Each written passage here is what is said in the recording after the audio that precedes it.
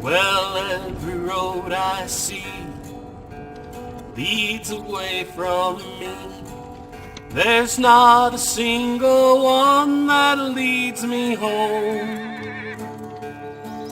The road keeps saying, friend, come see what's round the bend. So is it any wonder that I roam? All the places I have been keep calling me back again. Down in the pines I hear the cold winds blow. My heart keeps telling me, footloose and fancy free, and the road goes by and calls me as it goes. Well, maybe somewhere there's a someone waiting with a smile, and maybe there'll be some place I can stop and rest a while, and maybe you weren't meant to be just a rolling stone, and there's a road to travel on that leads you back to home.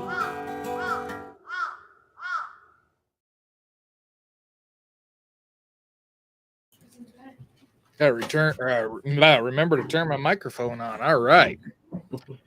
We're both moving slow here tonight, folks, so bear with us here a bit.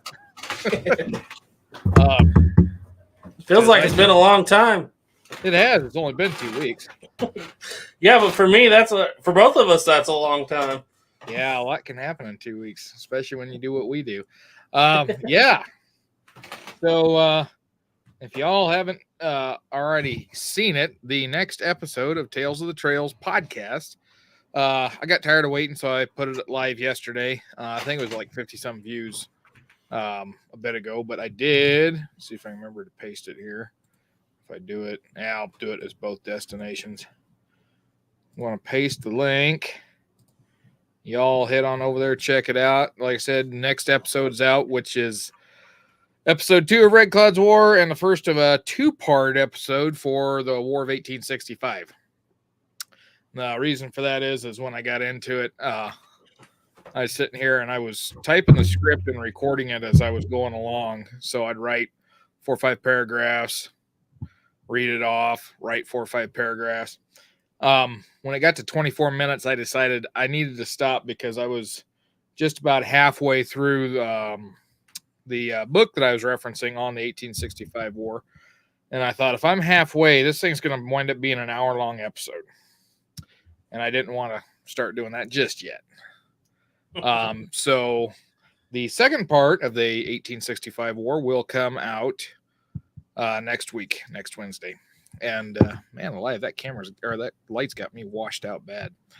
But other than that, if you're new here, usually what I do, we do our little intro here, and then Garrett goes through and reads comments. I'm going to let him do that while I go adjust to the light here.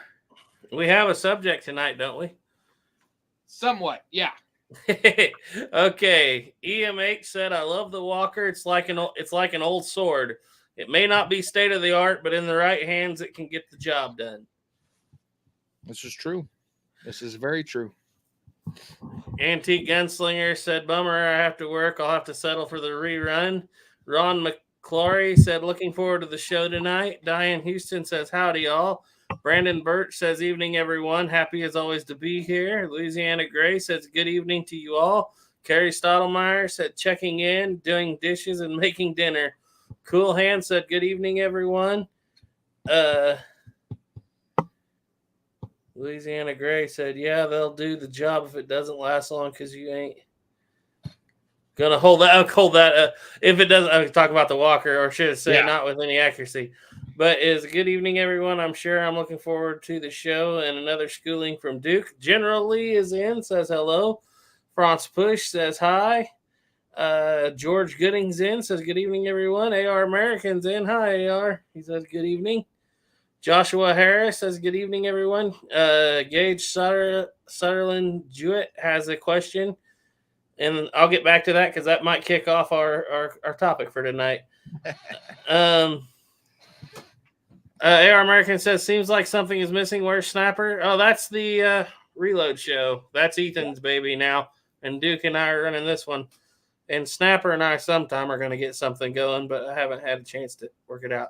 Chris Bird said howdy. Timber Drifter said howdy. Christos 1680 said howdy. Desert Route says howdy. West Covina Dodge says hey. Bad Tortilla, $187 says bonjour, gentlemen and friends. All right.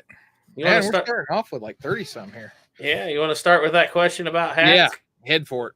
You want to tell them what our subject is, kind of loosely? There was talk on the last episode about an episode on historic clothing, and Doug Duke sent me an email and said that'd be a good idea. So that's kind of what we're going to get into tonight. And I've got a few photos we're going to pull up to kind of get into it. Okay, so Gage Sunderland Jewett said, Garrett, where'd you get your hat and what's your hat band? When I first got into this, I was wearing a Cattleman's Crease Stetson, just like everybody else. And that was when Duke kind of pointed out that's not a thing for historical reenactment, like 4 years ago. And so my uncle had bought a house, and this guy had left this Stetson in it. It's an actual Stetson. And it was a size 7, which was too small for anybody to wear. So he gave it to me, and I just threw it in the shower, threw it in a hot shower, and just let it become basically a blank hat. It felt blank. Then I blew it out, stretched it out, flattened the top of it because it was a Cattleman's Crease, sprayed it down with hat stiffener, and for about 4 years, it's been my go-to hat. My wife knitted me this out of, I believe this was a white hemp, a dyed white hemp, and then I used it to tie my Stampede string down, keep the hat on, because it has no liner, it has no nothing. It's just, but it looks pretty good. And the funny thing was, the last reenactment I went to, they told me to go put on a Cattleman's Crease because this is to Australia. Damn. How about your hat, Duke? So my hat is actually by Little Grizz. I don't remember which one this one is, what model this one is, but it's a Little Grizz hat. It's got the round dome on it, round crown. The hat band is just hemp string is all it is. It's a hemp style string. Thing I love about his is he's got a hand-stitched hat band in there. And this hat's great. I love this hat. I bought it. I made the mistake. I wanted to save a few bucks, and my hat size was just at that point of the price change. So I just went a little bit smaller because I can, depending on who makes the hat, what company the hat comes from, I can wear 7 3/4 or 7 5/8. So I went with 7 5/8, and it's a little tight, but with the Stampede string, it'll stay on my head. Yep. Gotta have a Stampede string. And I've had this since 2019. So I've had this hat for a while. Paid dear for it. But I've had this hat for a while, and I love it. And yeah, I use it for almost every impression I do. Thought about getting another one to do more impressions, and you'll kind of see why I want to do that here when we get into this. The only bad thing about black is all my dog's hair. My dog rubbed up on this hat earlier, and it got all over it. So that's one of the things is hats are, that's an important part of the impression. All of it is. Glasses, hats, clothing. And so, yeah, that's kind of what we're going with tonight on that is clothing for doing living history, historical accurate clothing. And the vest I got on tonight, I don't have it buttoned up because it's a little hot in here, and I got my shirt unbuttoned. That's not historically accurate. But this vest, I'll stand up here, coming from South Union Mill. It's got brass coin buttons. A little tight because I just ate supper. But this one, Don't fall over. like I said, South Union Mills is a really good source for historically accurate clothing that is affordable. That being said, the pants are very historically accurate. They wear out pretty fast. When I've was doing living history where it was 8 hours a day, all day, 5 days a week, a pair of pants will wear out inside of a month when you're wearing them every day. But if you buy more than one pair or put some long underwear on underneath them, it's not as bad. But for the type of cloth material, South Union Mills is one of the best out there, hands down. And nice thing, it's lighter wool. You wear it in the summertime and you're not gonna die. Did you wear the military issue blue wool trousers? Them things are twice as heavy a wool, if not 3 times heavier wool. And I don't care how much breeze you got, them things are hot. I hated wearing them up there. Always preferred to wear my South Union Mills because they're so light. But anyway, yeah, that's a really good source for clothing. And then the other thing, we're going to get into is choosing your clothing, knowing what patterns to wear. And we're going to kind of look at some historic photographs on that. Did you find what you're looking for, Garrett? There you go. Yep, that's a great source too. Do you have the other sketchbooks? I do, but they're not handy. Okay. Like, you mean the sketchbooks for the Buffalo Hunters or the sketchbooks for fur trade? All of them. I have 2 of them. This one and one for for Buffalo Hunters. Okay, yeah, because I got the Buffalo Hunters and I've got the fur trade ones. I just don't know where they're at. They're over here on my bookshelf somewhere. Actually, I also have one for Dragoons. I don't know if that's the same kind of sketchbook, though. It's not mostly for clothing. Yeah, I think I know what one you're talking about because I've got it too. Yeah. And then there's the Shining Times books, which they're okay. Not the best, but they're okay. Anyway, what I wanted to get into is, or not get into, but kind of bring up as we're going along, is I wanted to hear you talk about what all can transfer over between time periods, because some of it can, but not all of it. Some of it can, not all. So if you're wanting to do like early 1800s fall fronts, they'll get you through the fur trade. French fly, which is what your standard pants you got now. The French fly will get you through later fur trade era, so late 1830s, clear through up until 1900. After that, especially button up. But there's different styles on the pants. You get mule ear pants, and this is one of those things.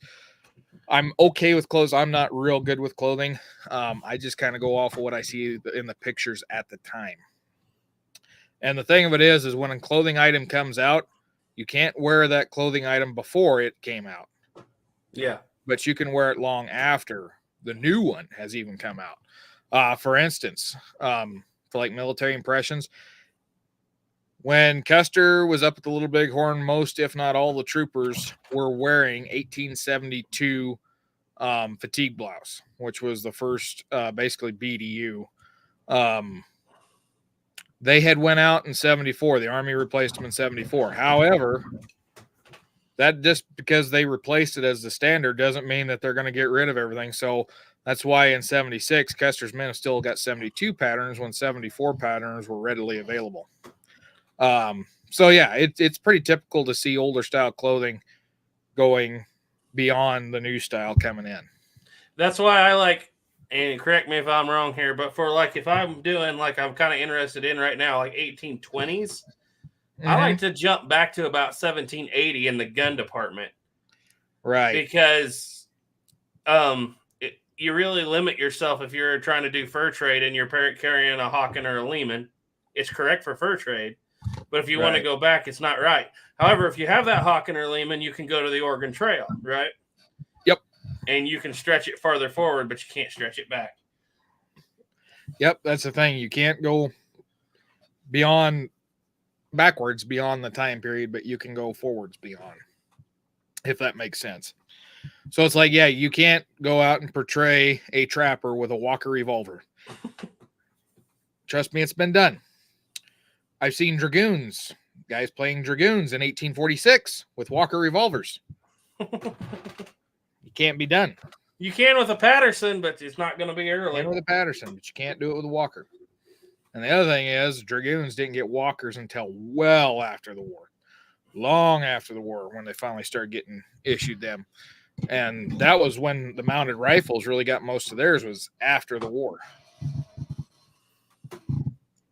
So is your shirt you're wearing right now, just to bring that up, that's a carryover, right? If you're portraying Indian yeah, Wars. this shirt's actually kind of a more of a 1850s, 60s era shirt. Only thing I don't like about it is it drop sleeve?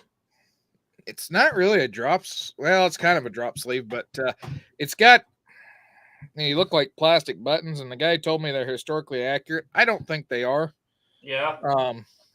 And the guy I got it from is, let's say should know better if they weren't historically accurate. But anyway, yeah. Oh, you have buttons. Yeah, this one's got buttons on it. That's not your Mountain Man shirt, then. That's not my Mountain Man shirt. I've got a couple Mountain Man shirts.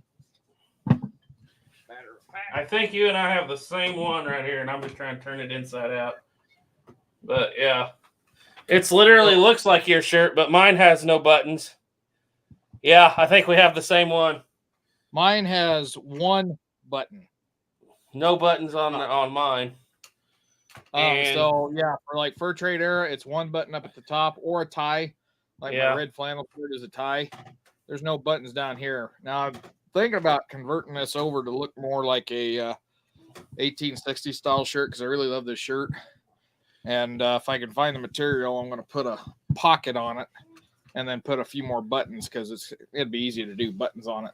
Now I ordered this from a lady off Etsy who makes them, and this is homespun, meaning it has no front and no back. Like it's the same color all the way around. And I got lucky, I guess. I got Peter buttons.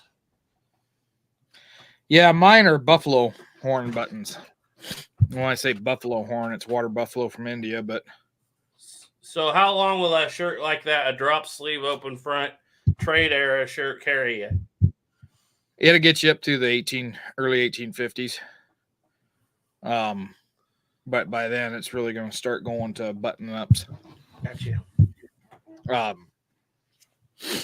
Maybe early 1850s would really be pushing it along. You're talking about drop fronts. You want to show those, what those look like? Yeah, go ahead and show those. Okay. Well, these are historic Emporium. Something you probably get into in a little bit. So I have plastic buttons, but this is drop front pants right here, and that just comes down, and you have button fly, and of course, holy Moses, they put plenty of buttons on it. Yeah, it's got all kinds of buttons. I'm going to replace them with pewter though, because I definitely don't think plastic was a thing in the Regency era. Yeah, 3 buttons on each side is a bit many buttons. I don't think I've ever seen them with more than 2 or 1 on each side. Depends on how fat you are. True. And there's even 2 different styles of fall front. So like Garrett's got that style there, and then I've seen one that's got a double fall. You've got a little fall in the front for certain purposes. And then you've got the overall broad part of it that falls down. So yeah, there's a couple different styles of fall fronts, but they're pre, by 1840, they're going to start phasing out and going to the French fly. One thing's for certain, none of them have belt loops. So or I should say by the mid 1840s.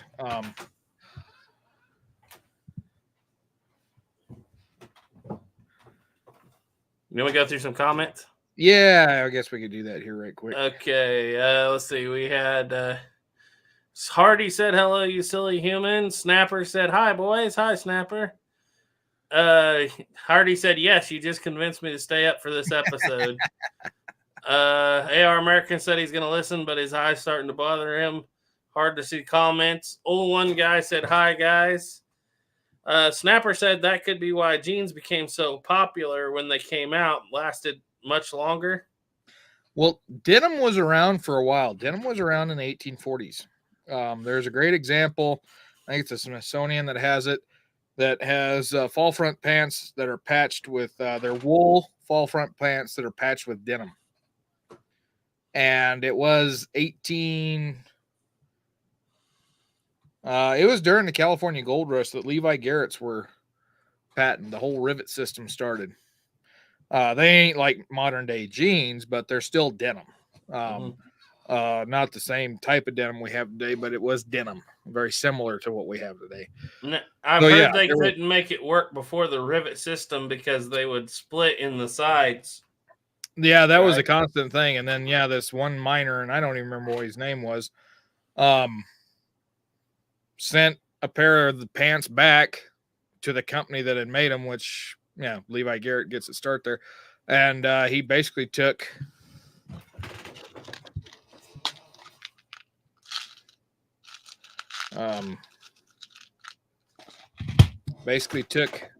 these rivets and put in all the corners where they would start tearing out from and reinforced them. Desert Rat said Levi Strauss. Levi Garrett is tobacco. You know what I meant. Funny thing about that's my name is Garrett Levi. My grandpa wanted to call me Levi Garrett, but Mom wouldn't do it. Speaking of, I got to go get my fix. I'll be right back. Okay, I'll read a couple more comments here. That's a good question, Hardy. We'll ask him when he comes back. Stephen Sheets says, good evening, everyone. Duke and Garrett. Good evening, Stephen. Louisiana Gray said, good evening to you, Snapper. You were glad you were able to make it to the comments. Hardy wants to know, so when did the Union suit come into being? You see it in old Westerns a lot, usually faded into a cute pink color. That's actually a little bit later. Because if you look and again, South Union Mills is a great place. They've got a lot of just about everything. The long underwear that they have are two-piecers. So that was pretty typical. The Union suit, that comes out a little bit later in the 1800s. 11th OVC channel has a good video on drawers. They do. That was the other thing I was going to say is if you're looking for like military stuff, 11th OVC, their stuff's great. Them guys are stitch counters. Yeah, they're stitch counters. I'll say it, but they're really good. They look really good. I'm not a stitch counter. If you used to rate historical accuracy on clothing with 1 being Renaissance fair stuff and 10 being stitch counters that are on the verge of catching syphilis because their historical accuracy is so good, I'm about a 6 to a 7. Hardy says, speaking of the pink underwear, the John Wayne salmon shirt, was salmon a period correct color? I always thought After it was faded red. Out for a while. That one, that's a little bit later time period. But that red stuff will fade out. Mm-hmm. Kind of reminds me of that. What do you something you talk about? It's a fireman's shirt, the bib. Yeah. How is that? That's historically accurate from about what time periods would you say? I think the earliest one I've seen was 1860s. And anybody that knows better, they can always comment on there because, like I said, clothing is not my strongest point, but it's getting there. But yeah, bib shirt. I know Custer had a bib shirt. He flaunted one around. So 1870s they were around. If I remember right, there's a picture from the 1860s with one. But it's not quite the John Wayne style. It's not quite that broad and fancy. In fact, I should have pulled up South Union Mills. Or Matt Dillon purple. That's Hardy said, or Matt Dillon purple. Yeah, no kidding.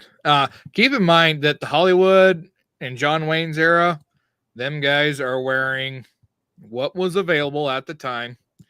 Because if you watch the Searchers, John Wayne and them, they're all wearing Levi Garrett pants. And at that time in the was that the 50s? Yeah, 57. Levi Strauss. Darn it. Levi's. Yeah, Levi's. At that time period, curling up, if your pants are too long, curling them up to the outside where you had that light blue band around them was really popular. Well, guess what they're doing in the Searchers? Yep. Modern, at that time, 1950s fashion. I will give the Searchers props because in a couple scenes he has those Taos trappers moccasins or what they're called. Anyway, yeah, they do. He at least had that. And Those are they're a Navajo style. And you can get them on reproductions. There's a guy down there in Arizona. It's called Desert Sun Moccasins. They make those styles, and the historical accuracy on them, once again, on that scale of 1 to 10, they're about a 4 to 5. They're a little bit lower. The thing of it is, when you're out doing like what I used to do, which is living history interpretation, you're in them things all day long. You don't have time to sit there and sew deerskin moccasins, making 100% authentic moccasins all day, every day, because that's all you're going to do. You're not going to have a chance to talk with anybody. So we wore those. They were available at the time period, the hard sole moccasins. And we wore them because they would not wear out near as fast. They are, 1/4 to 3/8 inch thick Latigo, white Latigo leather. Once was white. It only took about 2 weeks to turn brown.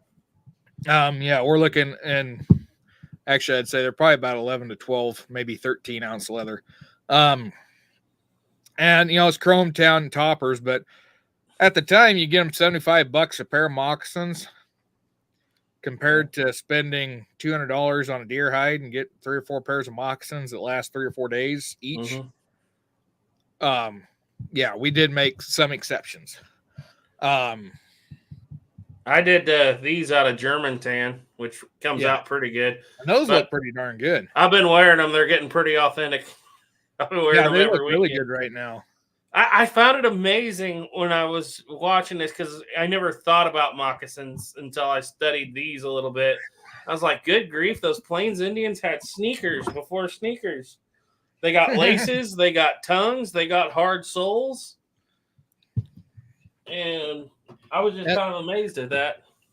The hard sole moccasins, that was kind of the Southern Plains thing. Mm-hmm. It was for my area, kind of a Cheyenne thing, it looked like. Right. They were out here on the plains, but you get up in the northern plains and soft sole moccasins start basically where there's a lot of cactus. Mm-hmm. You'll find hard sole moccasins. That kit cost $70 from Crazy Crow with the Germantan buckskin, which is about as close as you can get. What were they having you wear? Cowhide? Were those ones you were wearing cowhide? Yeah, they were cowhide. Yeah, they were just modern chrome tan. Because it was one of those things that, I could wear them I get 3 months out of a pair. Whereas, like I said, a pair of deerskin or buffalo skin moccasins. I think there was one guy down there at Betts. That's what he did. He sewed his moccasins and he wore them around, and he was using buffalo hide, chrome tan buffalo. And I think he was getting about a month out of a pair of moccasins. Saboteur's in. He said, I can't make a 2-piece mock for some reason. We've had this discussion once or twice before. I don't think I got them right here close by, but I don't. I'm working on a pair that I'm beating up for my fur trade impression. So that's one thing too, getting on this historical clothing is like there's in the fur trade era thing on beadwork of nobody should wear beadwork or you got to have beadwork. And when you do see the beadwork, it's often too extravagant. Or the wrong tribe. And you're not a part of the tribe, so it seems kind of tricky. And so no worries, Doug Dukes. When you start doing like a mountain man impression, research the area you're in and then start researching what the beadwork looks like. And don't research the beadwork that's modern, what they're making. Look what was common. Look at historical items. So moccasins, out here on the plains, predominantly your 2 major colors you're going to see are kind of a light blue, robin eggs blue, and white. In fact, something for my fur trader is a Gage d'Amour that I'm working on. That right there is the primary colors. In fact, I've probably got too much blue on it, but this is something you would see typical plains pattern. This, I don't know what they call it. It's kind of a sawtooth edge. see that on some items out or some beadwork out here on the plains.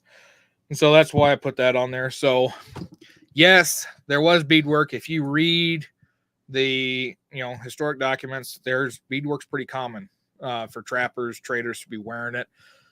Rufus Sage, I think it was Rufus Sage, writes when he was down at Bent's Fort that the Bent brothers were clad in buckskin suits that were beaded.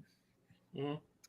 And of course, when I brought that up at Bent's Fort, it was, oh no, they were dressed like gentlemen. They did not ever wear buckskins because for whatever reason, they didn't want anybody wearing buckskins down there. That was after I started. When I did start, it was everybody was wearing buckskins. So yeah, the beadwork, if you're going to do it, do your research on it. And there's argument on floral and geometric. Well, if you look, geometric comes along before floral, because when you look at things like quill work, that's another thing you can do is quill work. Quill work was a lot more common early in the fur trade than beadwork. I saw a guy the other day beading some set of baby moccasins, and he beaded the Nike symbol on them. Yeah. Oh, geez. Quill work is hard to do. I don't know how to do it. That's why I chose beadwork. But yeah, just one of the things you got to do is you got to sit down and do your research and document it. Save what you can. It's one of the things I'm bad about is saving my sources. I'm getting better about it. It's like when I find pictures, I save them on the computer or on the phone. My phone's getting full because of it. But yeah, if you're going to do beadwork, just make sure it's proper for the area and the role you're playing in, and don't go wild with it. Some of those guys beat the bottom of them. This right here is about as much as this bag is going to get. Is right there across the top. I thought about doing the same thing down here, but I'm really hesitant because I'm also thinking about doing fringe along that part. So don't go extravagant with your beadwork. Now the moccasins I'm working on, I'm actually making those from more like the late 1850s through the late 1860s era. They're going to be heavily beaded. But once again, use the colors that are available in that area. Like I said, pick the area you're going to be in, pick the tribe that's dominant in that area, look up what their historic beadwork is. Now, most of the stuff you're going to find is going to be reservation period, and that's when beadwork really starts to change and get really detailed. Mm-hmm. You know, they'll have like a sky with stars and moon and like over covering. But if I had a fully beaded pair of moccasins, I'd be the guy get my foot caught in a bush or something and just rip all of them off, and then you'd be like, "Oh, give me one quick second. I'll be right back. I'll grab another thing I've worked on." All right. I'll get to a few comments. I saw a trick up here, a question by Timber Drifter. We'll get to that in a second. Louisiana, talking about skinny jeans in the John Wayne era. West Cadena Dodge said, I was reading one of my great-great-grandfather's annual budgets, 4 factory shirts for the year. Let's see. How about Louisiana Gray said, I don't think I was saying thank you, but since you did that, how about Andy Devine? I'm not sure. Let's see. Dress Mocks. Yeah, what do you got there? I'm done. I'll go back here in a second. So this, a lot of people remember I was working on this a couple of years ago. Got it all nice and fancy. It saw 2 reenactments, and it's missing beads. Really? Because I didn't set them far enough. I didn't sew deep enough into the leather. They got caught. They tore out. You know what? That makes it look more authentic. But this one is based off of a knife sheath that was collected supposedly in the late 1840s out here in the West. Loosely based off of that sheath that was attributed to the Cheyenne. Once again, you see the sawtooth edge on it. Mm-hmm. And I didn't use the exact same color shade of blue. I changed a little bit on these, how these were done. But yeah, I did that one. And so this is what I carry around as a scout for my scout impression. Now, does that hang off your belt or just tuck into your belt? This is hung off the belt. That's why because I was afraid if I tucked it in the belt, it'd really rip the beads out. So I've got these 2 strings on here and it dangles by them, which is a common way. In this day and age, it gets frowned upon to wear these kind of things when you're out doing them. But as part of my character is a person that was trading, conducting business with the natives, also acting as a scout with the army. So it's very plausible to have this. About how many hours would you say you had beating that? A lot. I was beating it 4 or 5 hours a day for about 7 days. I see. That's it almost takes more time to put a bead on a needle than it does to sew it down.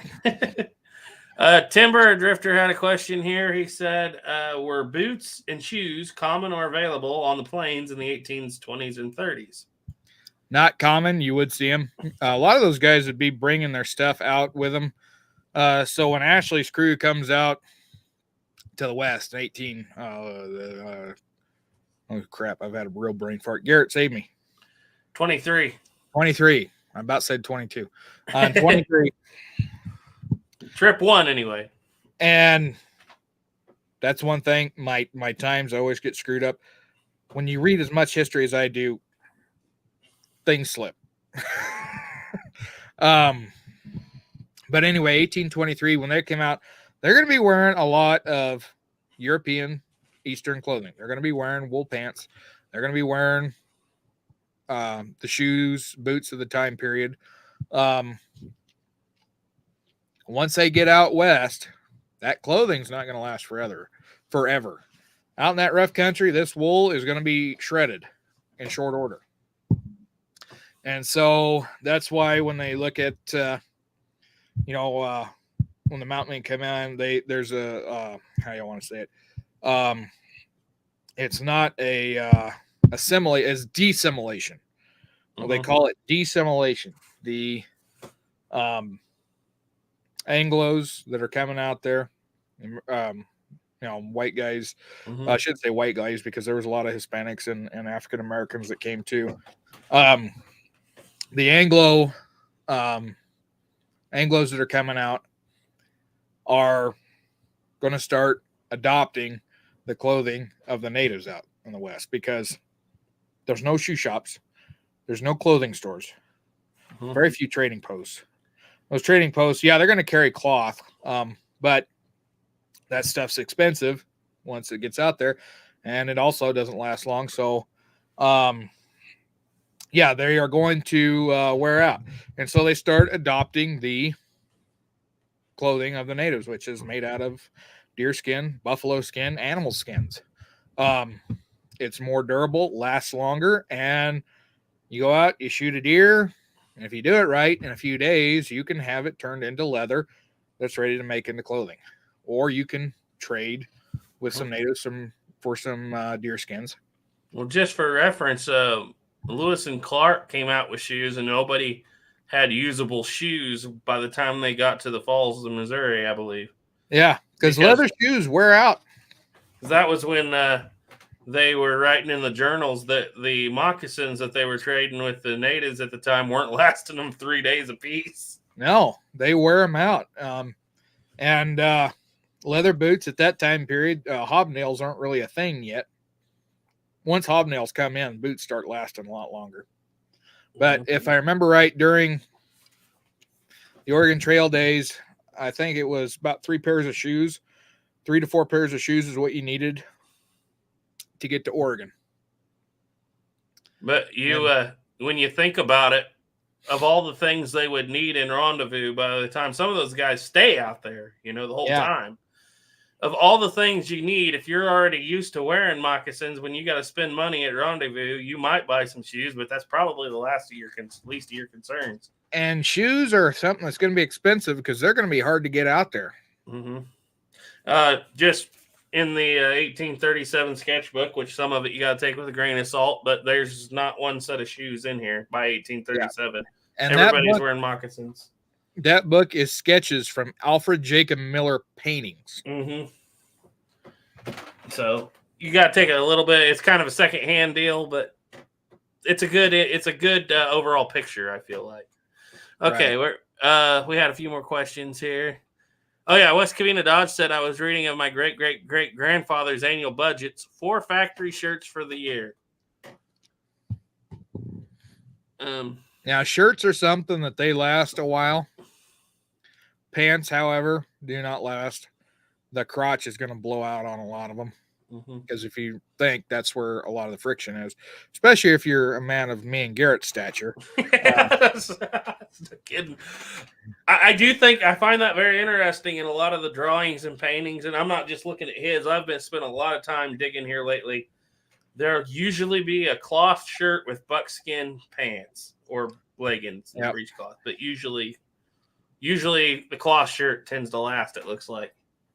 And when you're riding in a saddle, there's a reason why riding pants had a reinforced seat. And yeah, the cavalry pants, mounted pants versus dismounted pants with the military, even. Yeah, the cavalry had pants that were lined in the center, and I've wore them, and they're even worse than the infantry pants. Yeah. Hardy has a good question. He says, speaking of fringe, let's learn about fringe. How much is too much? Some jackets get pretty ridiculous with it. So during the fur trade, sleeves around the shoulders, sometimes up along this line. That's it. Basically where there's a stitch at. Not so much down the side of the body, but on the sleeves and on the shoulders, definitely fringe there. You might see the bottom of the coat cut to fringe. There's a lot of different thoughts behind that. Supposedly it's supposed to wick water out and dry the garment faster. From experience, what we call experimental archaeology, that's going out and doing living history. It's not the case. There's speculation that it breaks up your outline at distance. I've never heard anybody put that to theory. Now, a lot of the Native Americans, or I shouldn't say a lot of them, but some Native Americans, their moccasins would have long strands of fringe off the back. That does serve a purpose. It's just like dragging a brush behind your horse as you're going on cutting a trail. It's going to mask your tracks. I looked at that and I thought I would try it, but I would just be stepping all over my own fringe if I was doing it. Falling down, tripping over it. So the purpose of fringe is mostly decorative. It's nice to have sometimes for if you need a piece of leather. You look at, leggings, the Native American leggings. A lot of times they just take a whole deer hide, wrap it around the leg, run a seam down the side. Well, then you got this long section of deer hide flapping around. And so you cut that into fringe, and now it's not a big chunk. It's kind of just dangling down the side of your leg. But as you get from the 1850s into the 1860s and the early 1870s, buckskin fringe goes wild. Because it's a decorative thing. They start sewing strands of leather on there just for the purpose of cutting it into fringe, like on the yokes, on the back of coats, on the fronts. And in fact, let me look here before we pull it up. Now, as a guy who's lived in it for quite a while, would you say that if it gets wet, it just adds weight to the clothing? Yes. And makes noise. See, I was told by some other guys who had tried it for a while, the archaeology living thing, and they were like, if I could do it that way, I would not have fringe at all because it's just heavy and it's noisy. It is noisy. But it was a thing. It was there. It was a thing during the times. So yeah, fringe was around. Like I said, it gets more extravagant into the 1860s and 70s. And do you know where your Buffalo Hunter sketchbook is at? Yeah, it's over Caleb's. Okay, I'd have to really dig to find it. But if you find the Buffalo Hunter sketchbook, it gets in there, and you can kind of see how extravagant it starts getting in that time period. I actually have some drawings of the fur trade. They're putting fringe on pockets, on jackets, and everything. About like that long during the 1830s and 40s. Yeah, and it's not like, some of those things you see, it's like, 8-10 inches long on the sleeves. Now cut it off at about 3-4 inches.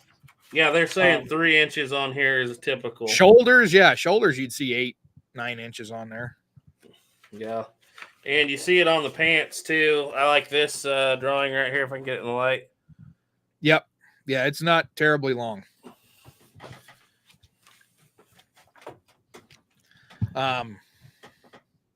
But one nice thing about the fringe is, and this is talking with guys that do the mountain man thing also as a bushcraft, because really, if you think about the mountain men were into bushcraft, that's how they were surviving.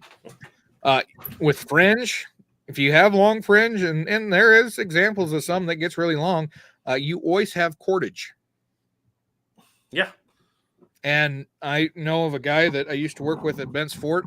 They were riding down on the south side of the river, and the strap that held the stirrup on went to heck. Not the actual stirrup strap, but what tied it together and held it in place fell apart. So he went, one of the guys there went and took and cut the fringe off his pants, and they tied that thing back together and got him back to the fort. I had one of those suede, real Farby buckskin bags for a lot of years for muzzleloaders. When I got into flintlocks, that thing always had my flintlock always had 2 pieces of fringe holding the flint in the jaws. It's one of those things that when you're doing living history is don't go get too fancy with things, but you can have some fancy. Like I said, that right there, that's about as fancy as you want to get with something with beading. Just an edge trim. You don't want to go fully beaded. Just kind of, you can get a little fancy, just don't get overly fancy. Unless you are playing a certain particular character that you can document that has that. But the problem with playing that one particular certain character is you better know everything there is to know about him. Because you'll never know when somebody comes along that knows more than you. Yep. And they'll put you on the spot. Yep. Let's see. They're still talking about heavy set guys and skinny jeans. Somebody said Burl Ives and somebody said Ernest Borgnine. Anyway, Clessy, Andy Devine. Yeah, Andy Devine. Clessy said, hello, everyone. Coming in late, catching up at 1.5 speed. I bet that's hilarious. Doug Duke said, Duke, that was a sweet pair of pants you got from South Union Mills. Yes. And Oregon Outback said Burl wouldn't be able to sing if he was all skinnied up. Joshua Harris said, if I were to make, this is an important question. If I were to make Northern Cheyenne mocks, where do you find good patterns that are accurate and bead patterns that are accurate? So I bought a moccasin pattern kit from Crazy Crow, and it's not terrible. It's really not terrible. It's for a hard sole moccasin. That one isn't bad. That's what you go on Google and just start typing in Northern Cheyenne, what those are, beaded moccasins. They'll start popping up. The thing of it is when you start looking at moccasins out here on the plains, all the tribes look very similar. They look very similar. There's a few differences, mostly in what bead colors are going to be the primary colors. And some of them are going to be on the pattern. Now, I seen one that person told me that the Kiowa had a very unique pattern to them. Well, I was looking through some historic photos and found a photo from Fort Laramie during the 68 treaty.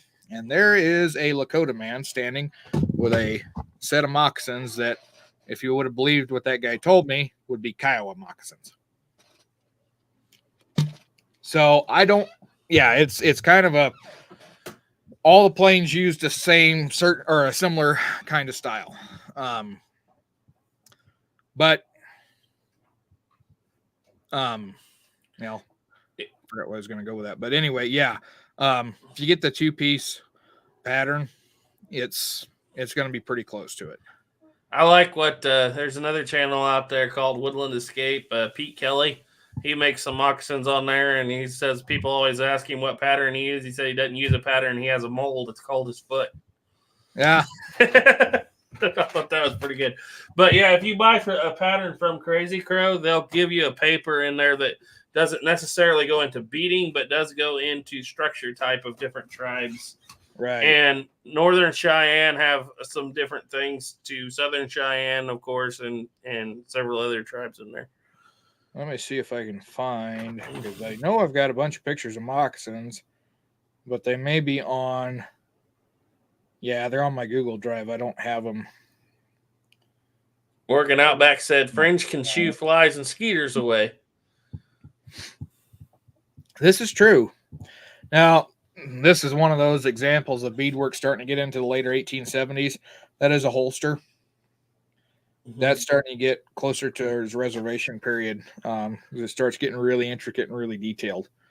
I could have swore that I missed Saboteur up here. He said, I found some original ledger art that shows Indian warriors with a bag holster. Where's that one at?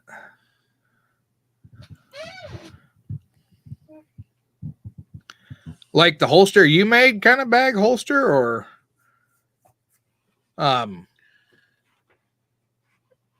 is it just like a bag with the gun sitting in? Because I've seen your holster that you made out of rawhide. Yeah, here's a example of a very early Southern Cheyenne knife sheath. Nice. You can see that sawtooth down the edge, and most of the color is white in there, and then a little bit of blue. And then this is the one that I loosely copied mine off of. Mm-hmm. I was going to put the deer toes on there too, but I haven't done that yet. Now, Hardy has a question, I think, kind of going back to that open front mountain man shirt, or not. He said, how about lacing up a shirt with a leather lace like Johnny Yuma? Oh, up in the front thing? That, I have not really seen a historic photograph that has that in that. Now, for a leather shirt, for the stitching to hold that together, the seams, yes, I have seen examples of laces doing that. Especially on a lot of Native American shirts, like down the sleeve, it'll be laced together, and it's so tight that, I mean, it'd be just as good as stitching. Saboteur said it hangs like a muzzleloading bag, but holds a revolver. Oh, okay. Yeah, so shooting bag. That's cool. You're going to have to send me that one. Doug Duke says, story in Texas of a guy wears his buckskin pants through a river. Pants stretched out so far, he cut the legs off. When the pants dried out, they were so short he had to go to town. I have personally experienced that. So when I worked there at Bent's, I always did the trapper camp for most of the years I was there. And so we go set beaver traps for the kids when we did our little kids event. And we go down there in the river, and I'd always get up about knee deep, and my pants would stretch out to where the bottom cuff was up by my toes. And I'd be walking around, and then when they dry out, they'd be back up. I had to cut 3 inches off because they would not shrink back up. But I know another guy that did that, and he did the same thing. They stretched out, and he went and cut them off, and they dried out. And when they dried out, they was not real high up, but they were high up. High waters. Yeah, they were a little high water. You could see socks. Hardy said, Doug Duke said that story was from Noah Smithwick. Hardy said, would it be safe to say a guy who has a reason to go into town every few months like a buffalo hunter would have minimal Indian-style clothing? As I recall, Hardy got into some sharps not too long ago, so he's probably... Yeah, so buffalo hunters, they do wear buckskin pants. You do see it, but it's not as common. It also depends on the time of buffalo hunt. Right. Is even though buckskin kind of goes wild in the 1870s, not a lot of people wearing it. Not like you'd see during the Mountain Man days. But there are examples of it. And I'm going to pull up some photos here. There's one photo that there's a guy wearing buckskin. Lonesome Charlie Reynolds, Custer's favorite scout, he was known to wear buckskin clothing. Buckskin Jack Russell, who hung out around Fort Laramie, he was known to wear extravagant buckskin clothing. That's why he got the name Buckskin Jack. He was dressing mountain man level amount of buckskin all the time. But even by the 1860s, Jim Bridger, they said, was not clad in buckskin by the late 1860s. He was wearing town clothes, as they put it.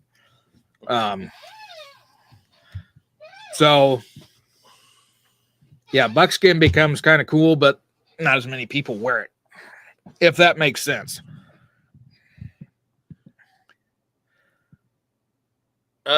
Yeah, Hardy said, speaking of Johnny Yuma, I would assume it was not very common to wear your kepi years after the war.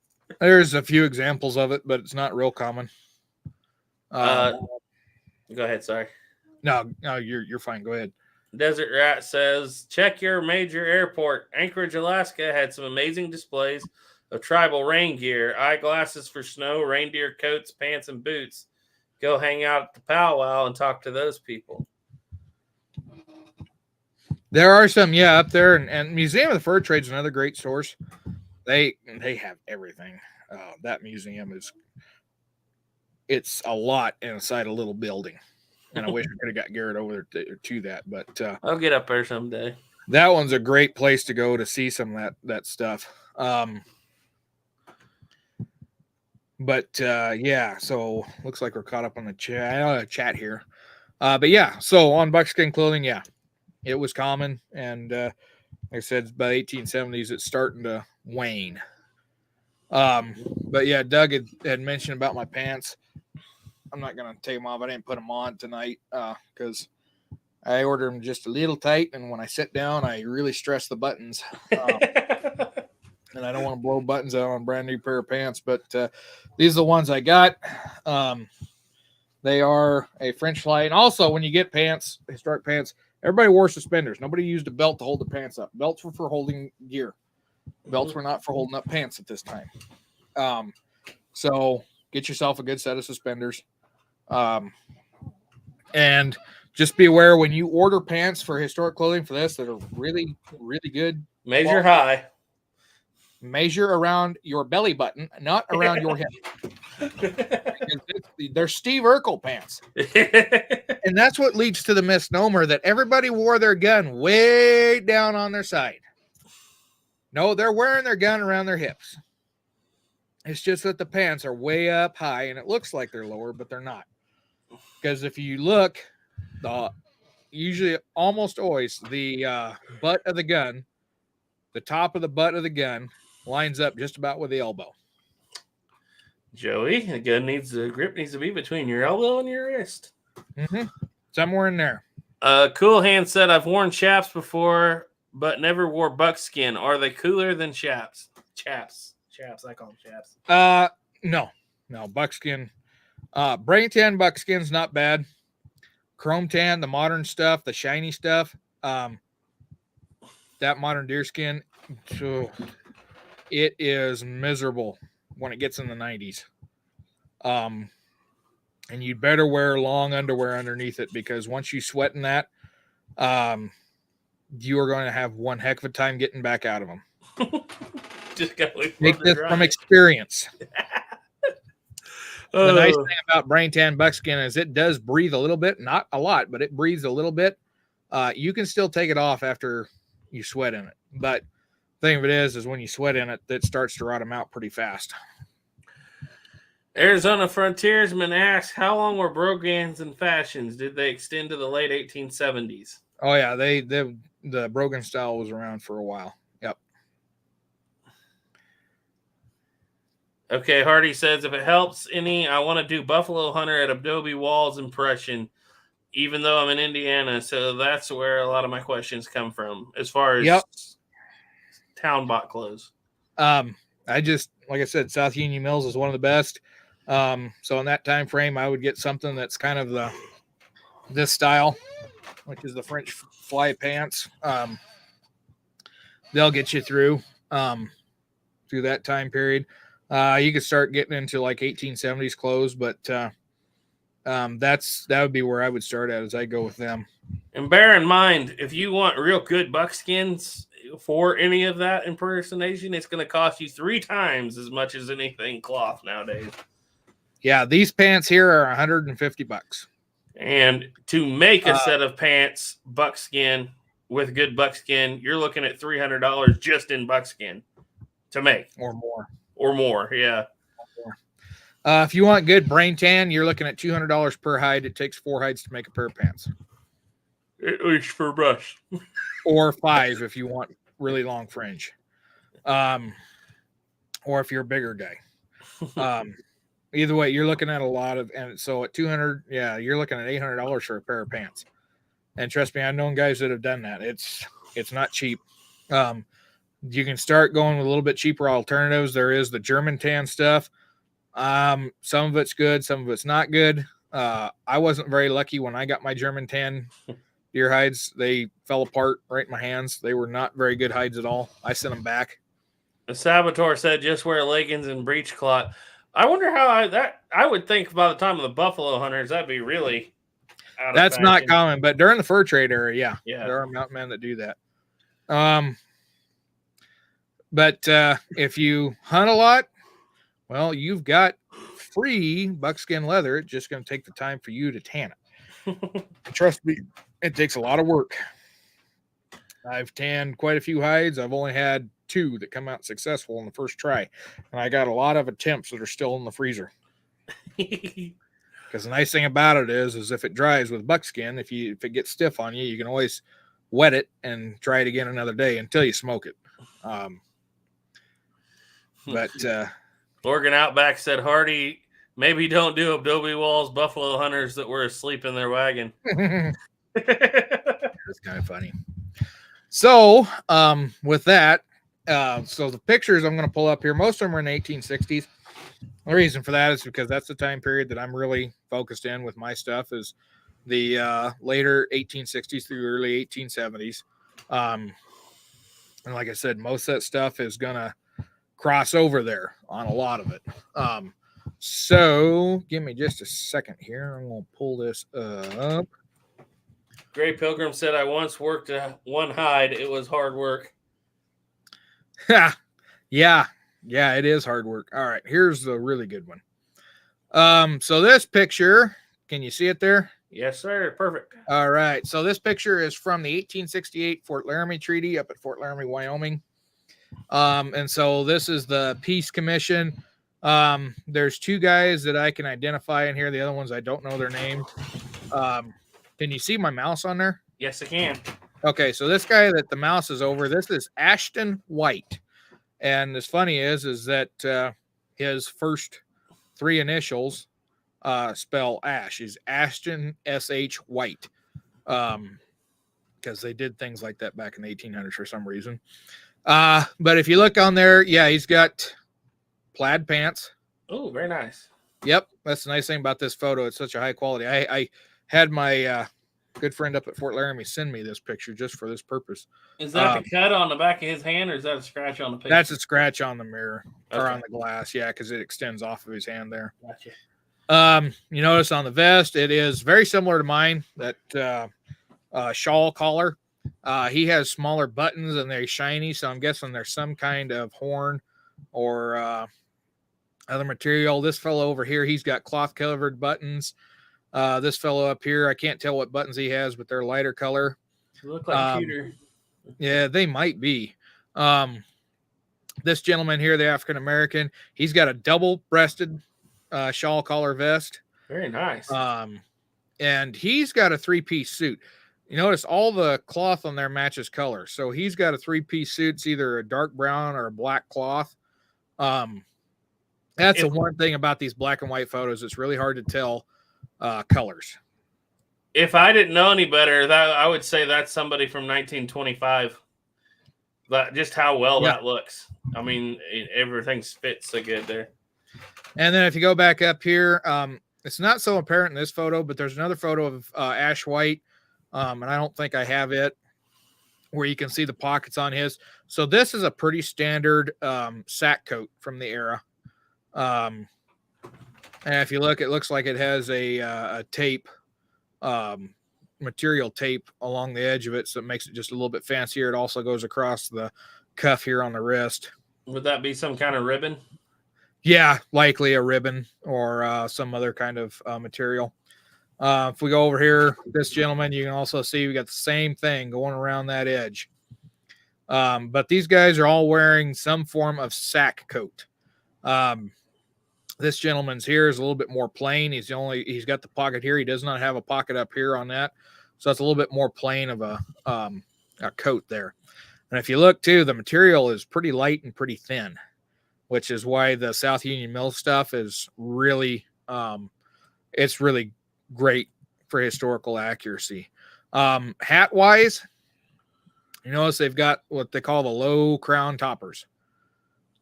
Possibly even telescoping has a problem with hat crowns, as you can't often see the top of them, especially when they're flat. So it might be a telescope. It may be flat across the top. It's hard to tell, but it's a lighter. So it's probably a white or a gray color. And then you can also tell there's a ribbon that's running right across that. And you also notice they all got some kind of facial hair. Most of them have beards or a mustache. If we come over to this guy's really interesting. This guy is actually John Casual Tuesday. Yeah, this is John Richard Jr. or John Reshaw Jr. He's the son of Jean-Baptiste Reshaw that got to Fort Laramie area in the 40s. Married Red Cloud's niece, and his Red Cloud's niece was a mixed blood. She was the daughter of a white trapper and Oglala woman. So John Reshaw served as an interpreter at Fort Laramie, and in this picture, he is fancied up. There's another picture of him that I wasn't able to get. They haven't emailed it to me yet. And in that other picture, he's not got his buttons done up. He doesn't have a coat on. He looks very much a regular frontiersman. In fact, if you go down right now in this picture, he's got his pants outside of his boots, and the other one, he's got them tucked. But there you can see he's got a vest on that goes, it's a high collar vest, goes up. He's not wearing a cravat, but he does have a coat. And you notice this black thing here. I thought it was a shadow. The problem is the shadows go the other way. So he actually has a sack coat with likely a black velvet collar. Which that was a thing back in the day at that time. Likely they're cloth covered buttons because the buttons aren't really reflecting. It's hard to tell on the other side, but it's probably something similar to what Ashton White is wearing or what this gentleman here is wearing.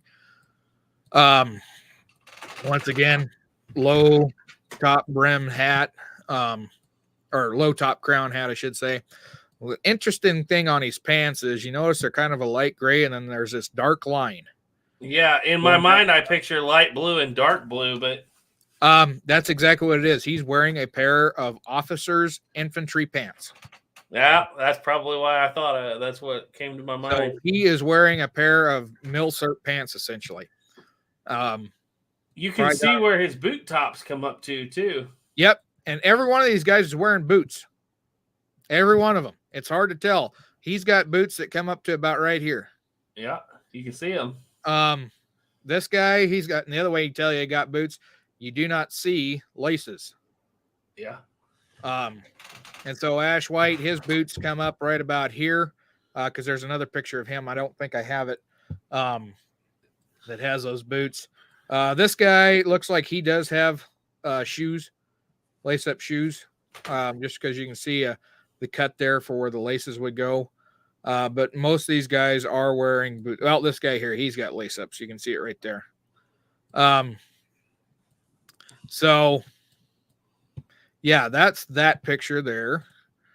So, where'd everything go? Okay. So, let me see. I need to. I'll grab some comments while you're looking. Yeah. Gray Pilgrim said Duke is a walking history scholar. Mantis Toboggan says, howdy, gents. Hardy said, funny thing about menswear, those suits wouldn't look too far out of place nowadays. Very formal, but it'd get the job done. Interview in that. Gray Pilgrim said, ever notice guy suits look the same through history? Unlike ladies' dresses, guy suits 1870 to 1920, 1950, it's about the same. We guys don't care, but the ladies, we must pay attention. Doug Duke said, "Is Richard wearing military pants? The stripe." Yep, we've addressed that one. Yep. Joshua Harris said, "I've read you don't want to use certain beading patterns, especially patterns being used as religious symbols. I just don't want to offend."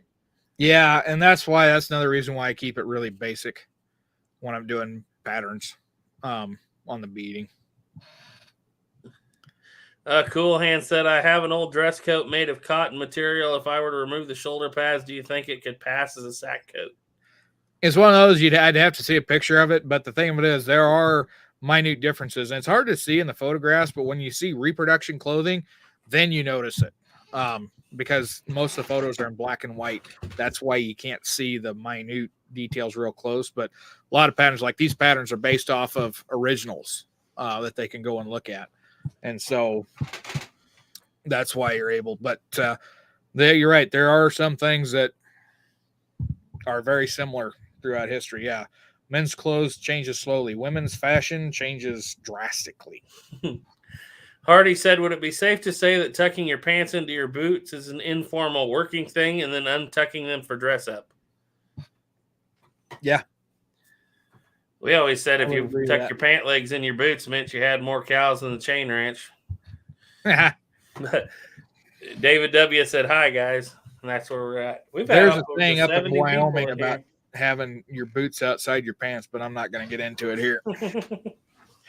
We're bouncing. We've bounced between 69 and 60 for the last quite a while. All right. So we're rolling. Awesome. Well, we're going to pull up another picture here. There we are. All right. So we got our same fella here. Ashton White. Actually, yeah, you can see his top. That is it's not really a flat, but it's kind of a domed flat top. I just now noticed that one. But once again, he's got his plaid. You can tell he's got boots on because here you can see there is no laces at all. But the other guys here, I can't remember all of their names. This far guy over here on the left is Betloon. Betloon. He was one of the traders, or worked with, I should say, the post settler there at Fort Laramie. Who was involved with them. And then the guy right in the middle is James Bordeaux. He looks important. And James Bordeaux is a prominent trader. He ran Fort Laramie when it was Fort John for a time. Traded with the natives in the area a lot. Had multiple trading posts. He was serving here as an interpreter. But yeah, he was a very prominent figure in the Fort Laramie area. And you notice on his suit, along with most of the other guys, most of it is matching. Mm-hmm. So it's likely, I doubt that they're dressed in black suits. It's probably brown, because if you look at this fella here, his vest is really dark. So he's likely wearing a black vest. Might even be a velvet vest, because you can see a little bit of light reflection off of it. But you also notice they've got their fancy watch fobs, or it'd be the fob, the chains on there as well. But if you look at James Bordeaux's hat, can we zoom in on that? That looks on that. Almost looks military. He's wearing a military hat, because right there is the acorns. Yeah. That's very high top. That's almost like a top hat. Yeah, that's actually a military field hat. That's just so cool. Might even be a Hardy that he's cut the brim down on. But yeah, he's got a fancier hat with those hat cords on there. And then if you notice too, on his jacket, big silver buttons, little brass buttons. He's got a high collar vest. So yeah, you can see a lot. These pictures will tell you a lot on there. And then this gentleman here is actually wearing more of a frock coat, but still, you notice it's got notch collar. So this is actually just a little bit later than the early 1860s. Or excuse me, later than the early 1860s. So it's got that notch collar, the deeper notch. They all got some sort of a notch collar, but this is what you start seeing getting more towards the 1870s there. So this is a very early style, but Paletots, they're called Paletots. Those jackets, very common. They're similar to this. They start coming in the 1850s and make their way through the 1860s, and then sack coats start to come back in. And these guys are wearing 1860s sack coats. The guy that intrigues me the most is the one on the far left, because he's not wearing a vest, and that is not like the rest of the coats. I think he does have a vest. He's just got it unbuttoned. Okay. Underneath, and he's just got his top button. So it's very common to have just the top button of the vest and the jacket closed. And if you didn't have that closed, you had the vest all the way down, because show on the inside of your shirt wasn't really considered decent, if you will. So is his coat hanging over the arms of the chair? Or all those guys have their coats hanging over the arms? His is over the arm of the chair there, but these are folding chairs, if you notice. Yes. That's very so interesting. his is hanging over the arm there. So folding chairs are common at that time as well. But you get a really good look. I think this is a different pattern of plaid than what he was wearing in the last photograph. But Ashton White, there's his plaid pants again. I could be wrong. They could be the same, but you can really, really get a good look at the pattern on there. See you later, Pilgrim. All right. Well, that was fun. I was really enjoying it. We could have talked about hats a little more. We could have. I didn't think about that when we was talking about them earlier. Let me see. I'm gonna let me look here. I'm gonna find. I've got several more photos we're gonna go through. Okay. It's gonna be the David same. W said, "Hi guys." Hardy said, "Looks like plain colored pants are more common than patterned." With these, yeah.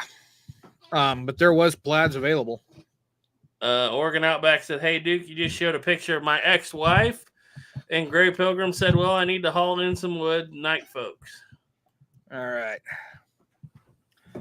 Let's see here. I'm going to share the next screen. Oops, I need to pick that one. There we go. All right, so it's a lot of the same characters once again. You can see that guy that we talked about earlier. Now you can see his vest there, Garrett. Yeah. Also, he's got a pipe hanging out of his lip. This one has several Native American men. One of them is Red Bear. I believe that this man over here is Red Bear. This man over here sitting, if I remember right, and forgive me, it's been a little while, but if I remember right, this is a Sitting Bull of the Oglala. He's also known as Pax, his drum. And I cannot remember the native man in the middle, what his name is. Sabater, if you're still out there watching, you might know. Feel free to chime in on that. Well, we got a couple of other guys that hasn't popped up here before. And also, James Bordeaux over here on the right, he's changed his hat. He doesn't have that other hat on anymore. But this guy here reminds me of me. This is another one. You notice this gentleman here, once again, that black stripe, what appears black stripe going down. What draws me is those boots, two-tone boots. Yeah, he's got two-tone boots on, but he's got that stripe, so he's wearing, once again, military surplus pants. But you can see they've all got watch fobs on, so it's pretty common to have a watch chain hanging out in view. And then talking on that beadwork once again, here's this beadwork for this pipe bag. And if you look on it, it's pretty plain. It's just bars. There's not a lot of intricate detail on it. It's white and likely a blue pattern going across there. What is that? That's just a decoration hanging off of the pipe? No, that's the bag the pipe goes in. Oh, gotcha. Okay. Yep. So that's the pipe bag. Can we get a closer look at those moccasins? Yeah, I was actually just going to try to zoom in on a good pair. You notice that this man, his leggings are beaded. Mm-hmm. Once again, very plain. You got mostly white with a few stripes on it. And then it's really hard to see, but moccasins, usually moccasins do get a little bit more extravagant in this time period. They look beaded. You can't see the pattern, but they're beaded all around. It's mostly white color. Yeah. And then can't really see his moccasins. They're in the shadow. And his moccasins, all you can see is the bottom of them. You can't really see much detail. He's got those long. He's got those long fringes hanging off the back. Well, I think it's the ties. I think that's ties because there's only a couple of them. So he has a high top moccasin. No. They only probably go up to about his ankle. Okay. High top moccasins were typically only worn by women. But what's really interesting is his war club. That is a knife spike war club, but a very intricate war club. That's a scary looking weapon. And I know a fellow that's working on one that's going to be really gnarly looking when he gets it done. I can't wait to see it when it happens. Is that Saboteur? Yeah. Yeah, he's got a really nice looking one. Yeah, I'm hoping he can have it. I can get to see that here pretty soon. But anyway. Okay, so Hardy said, so military surplus clothing was common for civilians to wear. Was it? Would you say it was very common? In the Fort Laramie photos, there's tons of Fort Laramie photos. You see quite a few guys wearing surplus. Yeah. So they were likely going to the quartermaster and buying them from the quartermaster. I've also read that the color blue is pretty predominant after the war for about 10 years because they had a lot of cloth that they'd never used. Right. And so a lot of blue canvas or wool, I should say. Alrighty, here. Let's pull this one up. Now this one is when they're out at the camps. It's titled Half-Breed Camp. You know, that's the term they used back in the day. Not a term we typically use. They refer to them mostly nowadays as mixed blood camps. But this is just outside Fort Laramie. And one thing you notice on the teepees, like the teepees we set up at Fort Laramie are real sharp, steep-sided cones. And they're higher up in the middle, not as big around the base. These teepees, that's one thing you see with these teepees and all of the photos out at this camp is that they're much bigger around at the base. Not a lot of poles stick out at the top. These things are very large inside, and likely these are made out of canvas. It's hard to tell. I don't see a seam. Well, you can see it in this one back here. There's what looks like seams going down. I'll kind of zoom in on that. It could be decoration too, but canvas teepees were starting to be sold quite a bit as you start getting in the 1860s. In fact, Spotted Tail, when Spotted Tail was living at Fort Laramie during the treaty process, he actually used a Sibley tent, what he called the white man's teepee, which a Sibley tent is a great big cone, but instead of having 20 some poles to put up, you got one pole. And so he was noted to have that. Yeah, when I said seam, I meant like the sewn buffalo hides together. Right. Yeah, you don't see those typical Yeah. seams, right? Now the guys that are in this photo, I don't know. I don't know they have the names on any of them. But one thing you notice here with the hats too, you still kind of got these low crown hats. That's pretty common. But these guys have what's called working man's caps. They've got a brim.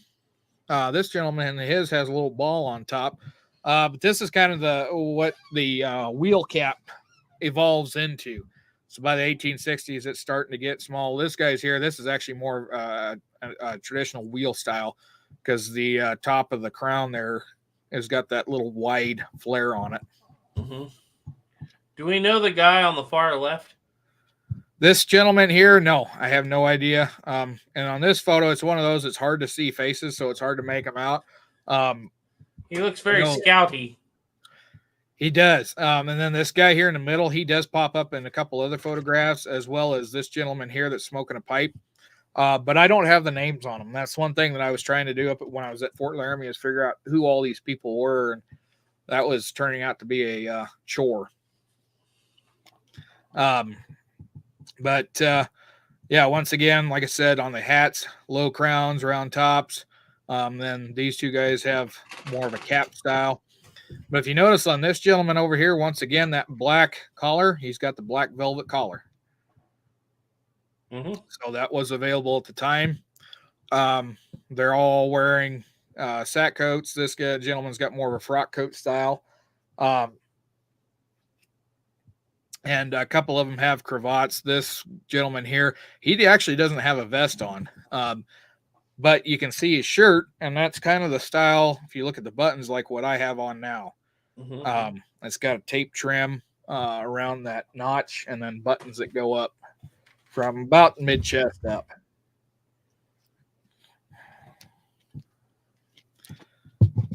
But another interesting thing is you can see the shovel in there, and it's got a nice wood handle on it.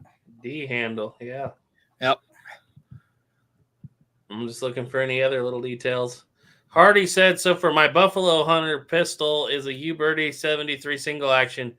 Pretty new for 74, but my excuse is my character trapped a trooper in a poker game. You would have a very, actually, if you got a trooper even that had one at most of 74, that would be pretty early for the troops to even have a lot of it. Right. If I was going to do it, I'd have a conversion, but that's just me.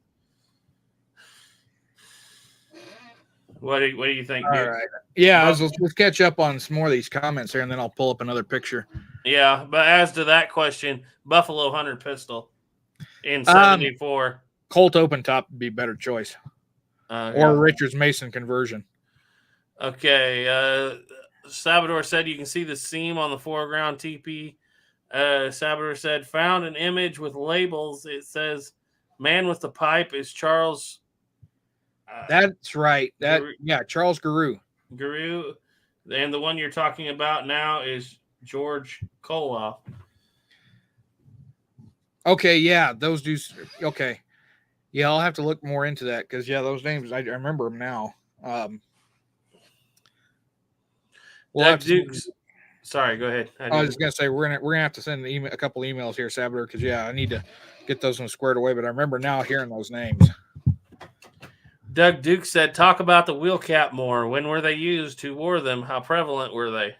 Wheel caps are, you start getting in 1820s, 1830s. Those things are really prevalent. If you look, I think it's 1820s Dragoon cap. One of them was a wheel cap. And when I say wheel cap, they've got a wide brim up there around the top. I always thought they were a Scottish thing, but yeah, it's a Scottish influence. I've only ever seen one, the older styles for living history. It was a good friend of mine had it, and he wore it out there at Bent's. But the wheel caps during the 1840s to the 1850s were common. But one thing you notice is that little crown, that flare up on top, slowly gets smaller as you go through the through time and get into the 1850s. The Dragoons were issued in the 1840s. They had a wheel cap that didn't have this wide a brim. But that was a standard for them up until the 1850s. So the 1840s, you saw them a lot. In the 1850s, this Dragoons start transitioning into what's going to become the kepi, because they go from the wheel cap to the shako. And the shako doesn't last long, and then it evolves into the forage cap, what we call the forage cap. That's like the hat I wear for my Johnny Reb skits. And then that devolves into the kepi. But yeah, wheel caps are going to stay around, and they eventually evolve into what's called kind of mechanics cap, is what they're called. South Union Mills, once again, they have those available, and they get to be just kind of this small thing with a brim on them. Yep. But working folks, most working folks would have that wheel cap. Your higher higher social prominence folks are going to be wearing more top hats. And then out in the West, it's a lot of broad brims. Joshua Harris said, when did the Montana Peak or Gus style hats come in? Montana Peaks come in really late, like 1890s. Because then the Army eventually adopts that, and that's your typical Mountie hat. Yeah, it's 1890s when those things start to really pop up. And Jay- supposedly that Montana Peak helps keep a hat on in the wind. I don't think that's going to make much difference when this part's going to catch most of it.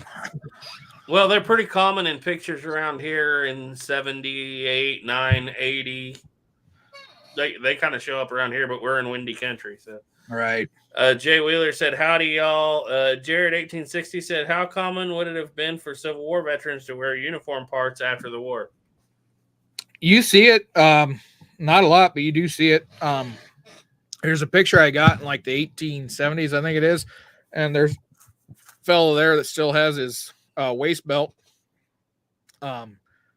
which has the eagle on it, and he's wearing a military greatcoat that's about ate to death by the moths. It's really moth eaten. Unfortunately, I don't have that on the computer. I'd pull that up. My thinking is those in blankets would have stayed around for quite a while. Military blankets. I mean, there'd be a lot of surplus, that's for sure, right afterwards. Yeah. Okay, Franklin Horse said, not to change the subject too much, but I just bought an 1887 Winchester 12 gauge at an auction. If Garrett goes back to his video on it, I would like to, let's see here. If Garrett goes back to his video on it, I posted a link to see it. Oh, okay. Thank you. I'll have to go take a look at that. Yeah. Hardy said, frustrating thing for me is a lot of Old West photos you find online are from the 1880s, 19s, at least of field photos. Yeah. Cameras coming out are a little more on the rare side.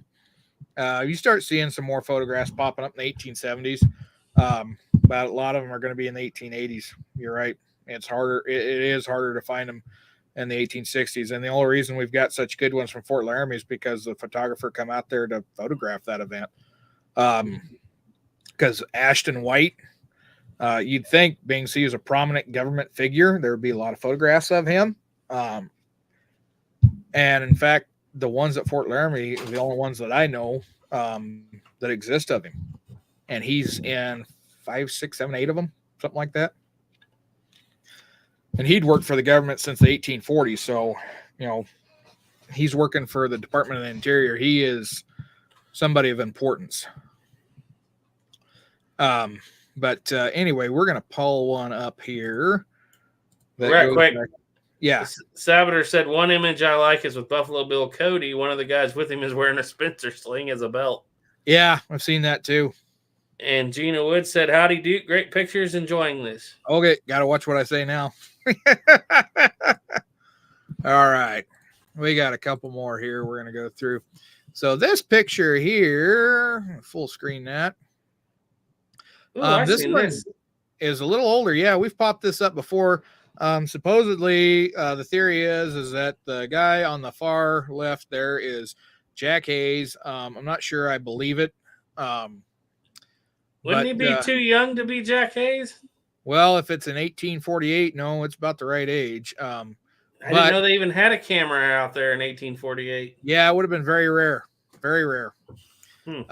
But they're like, it's somewhere in between the late 40s and the 50s.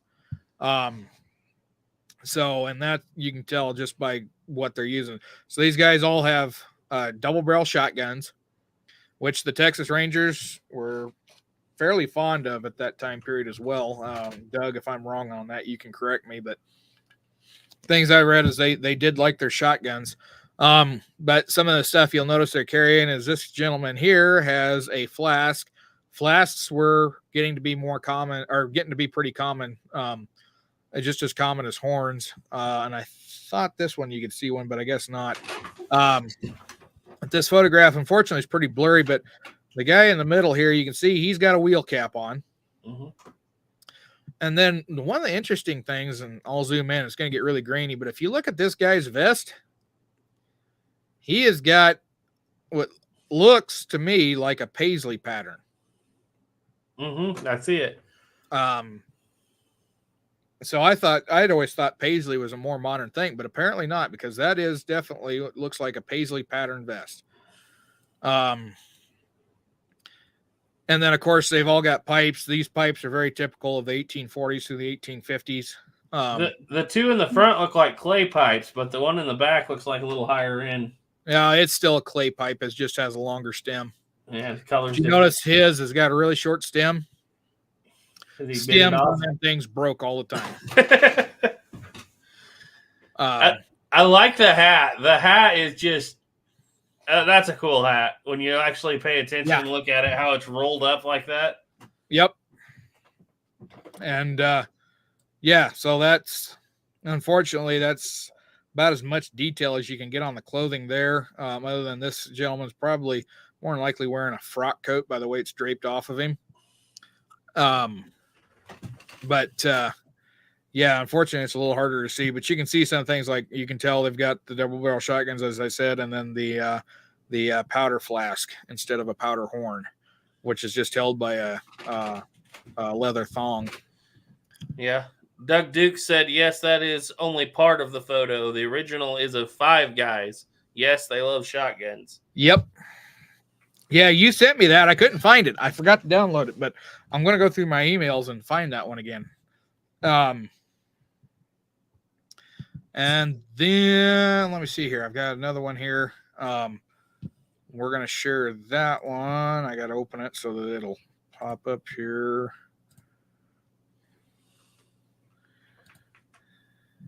Hardy said something else frustrating is trying to guess how much people doctored their own look for the camera. Hey, buddy, lend me your coat. Mine looks shabby. That's true. But the thing of it is, you start getting in the later 1800s and you start getting parlor photos, and then it really gets really messed up because some of those guys are using parlor props. This photo here is one that I hadn't seen before, and I was looking for pictures of California Joe Milner, and he's the guy over here on the far right. California Joe Milner is an interesting character out in the West. If you ever get a chance to read up on him, one of these days I'm going to be doing a podcast on him because he is a very, very interesting character. Look at Spanish covered stirrups. Yep. And this guy here is oh darn it, now I'm forgetting. Edward Greer, Ed Gary.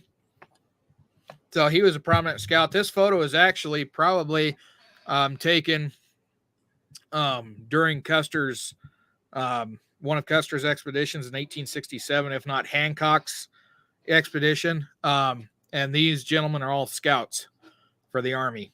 And so you're going to notice that this guy here riding a mule, he's dressed in buckskins. You can see the fringe kind of down here on the legs. He's got fringe up on his coat. Looks like he possibly has a bandana on. Really broad brimmed, rough looking hat. He has his shoulder or his rifle, just like California Joe here, on a sling across his body. So what year did you say this was roughly? 1867 is likely. Those look like 66s.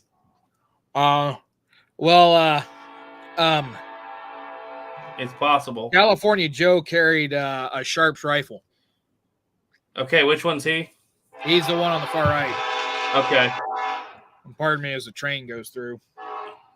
Well, he's definitely got what looks like a military sling anyway. Yeah, and so... A military Sharps rifle. There's some conjecture on whether or not he's the same Joe Milner that was one of the Burden sharpshooters in the Civil War. And you see pictures of him, and they look the same. And so California Joe, the pictures we have of him, he usually always has a Sharps rifle with him. The one from the Civil War has a Sharps rifle with him, so it's very likely that that Sharps rifle is one he carried during the Civil War. Okay. And then you'll notice that most of them have Colt revolvers. He's got at least a revolver tucked in and a holster here. This gentleman, I can't remember his name. He's got, looks like an 1860 Army tucked under his belt. Definitely a 60 Army grip. Yeah. You can't see Ed's, but I don't know what rifle he has. Can you zoom in? It gets really grainy.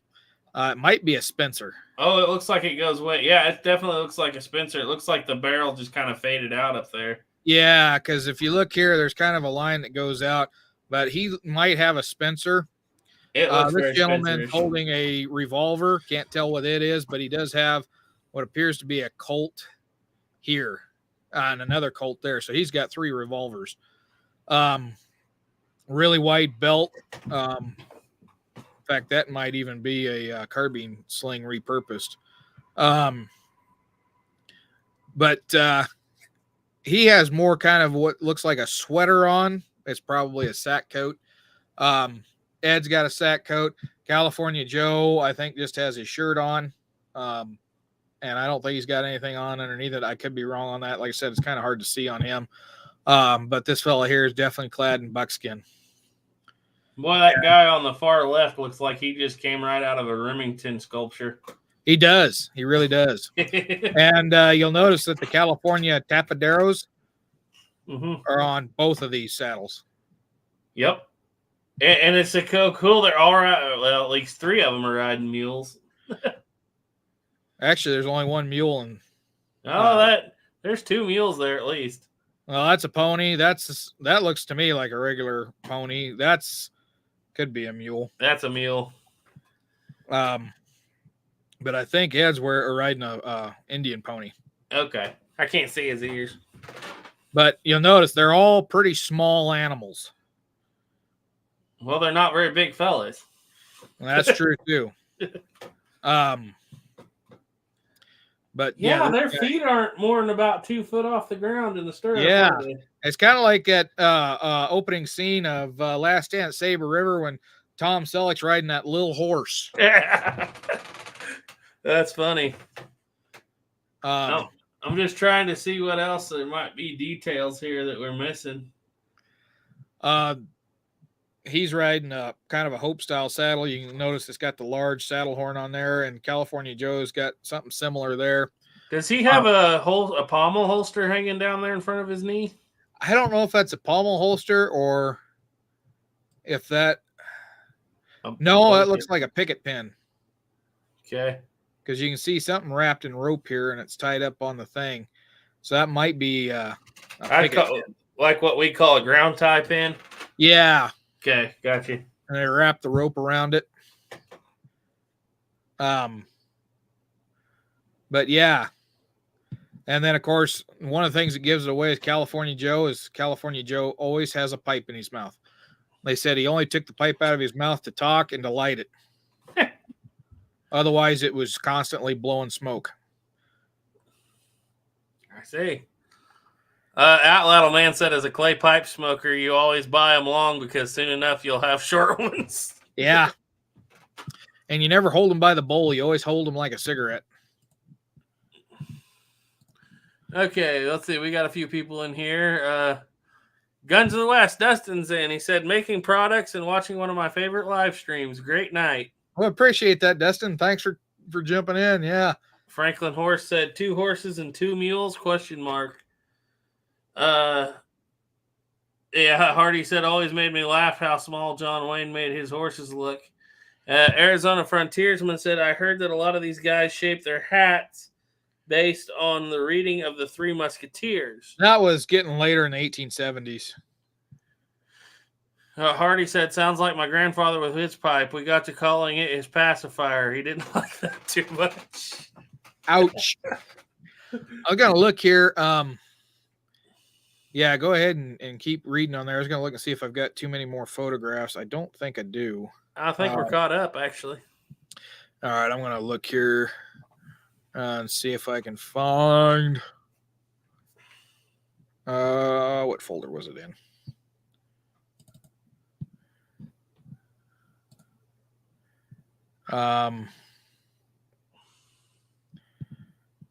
Yeah, I ain't got I've got a couple here. Yeah, I got one here that isn't too bad, and this is more of a gold rush era. So I'll go ahead and share that one.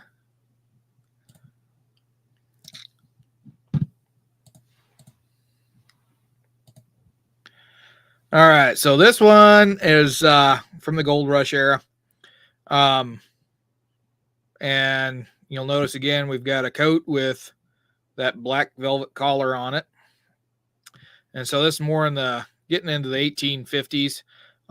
Once again, we got double-breasted shawl collar vests, cloth covered buttons on there. The jacket this guy's wearing here on the left, or excuse me, the right, he's got what looks like a pinstripe. This is very high quality. Yeah, and then look at the vest on that. That is a fancy vest. Yeah. Hey, fancy vest. Yeah. You'll notice they've got the French fly trousers.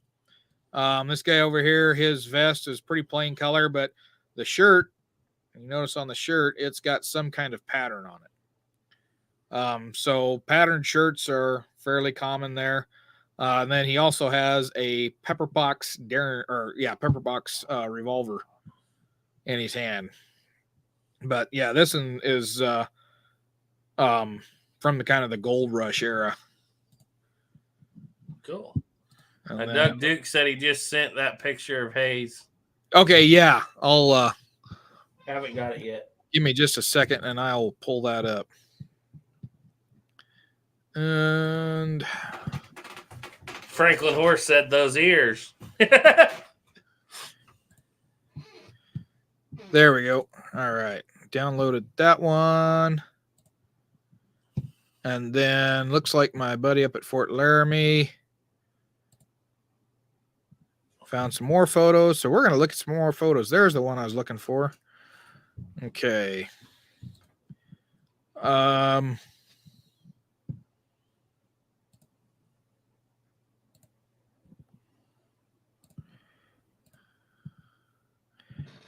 And I'm going to download this one because I know Sabater is going to want to see it. He's already seen it, but we'll throw it in there.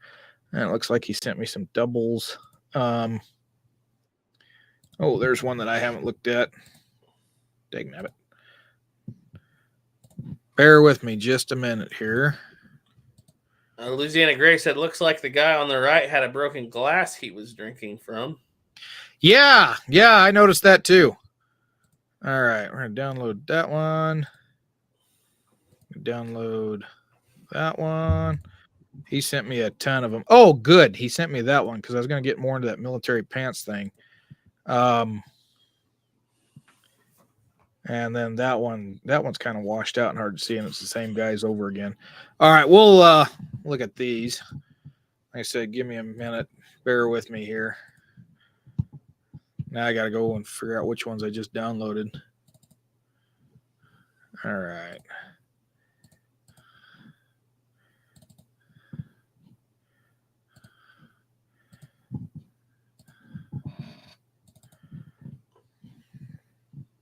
Mantis Toboggan said, I guess my earlier live chat didn't get sent. It must not have. I haven't noticed it. I'll scroll back up there and look.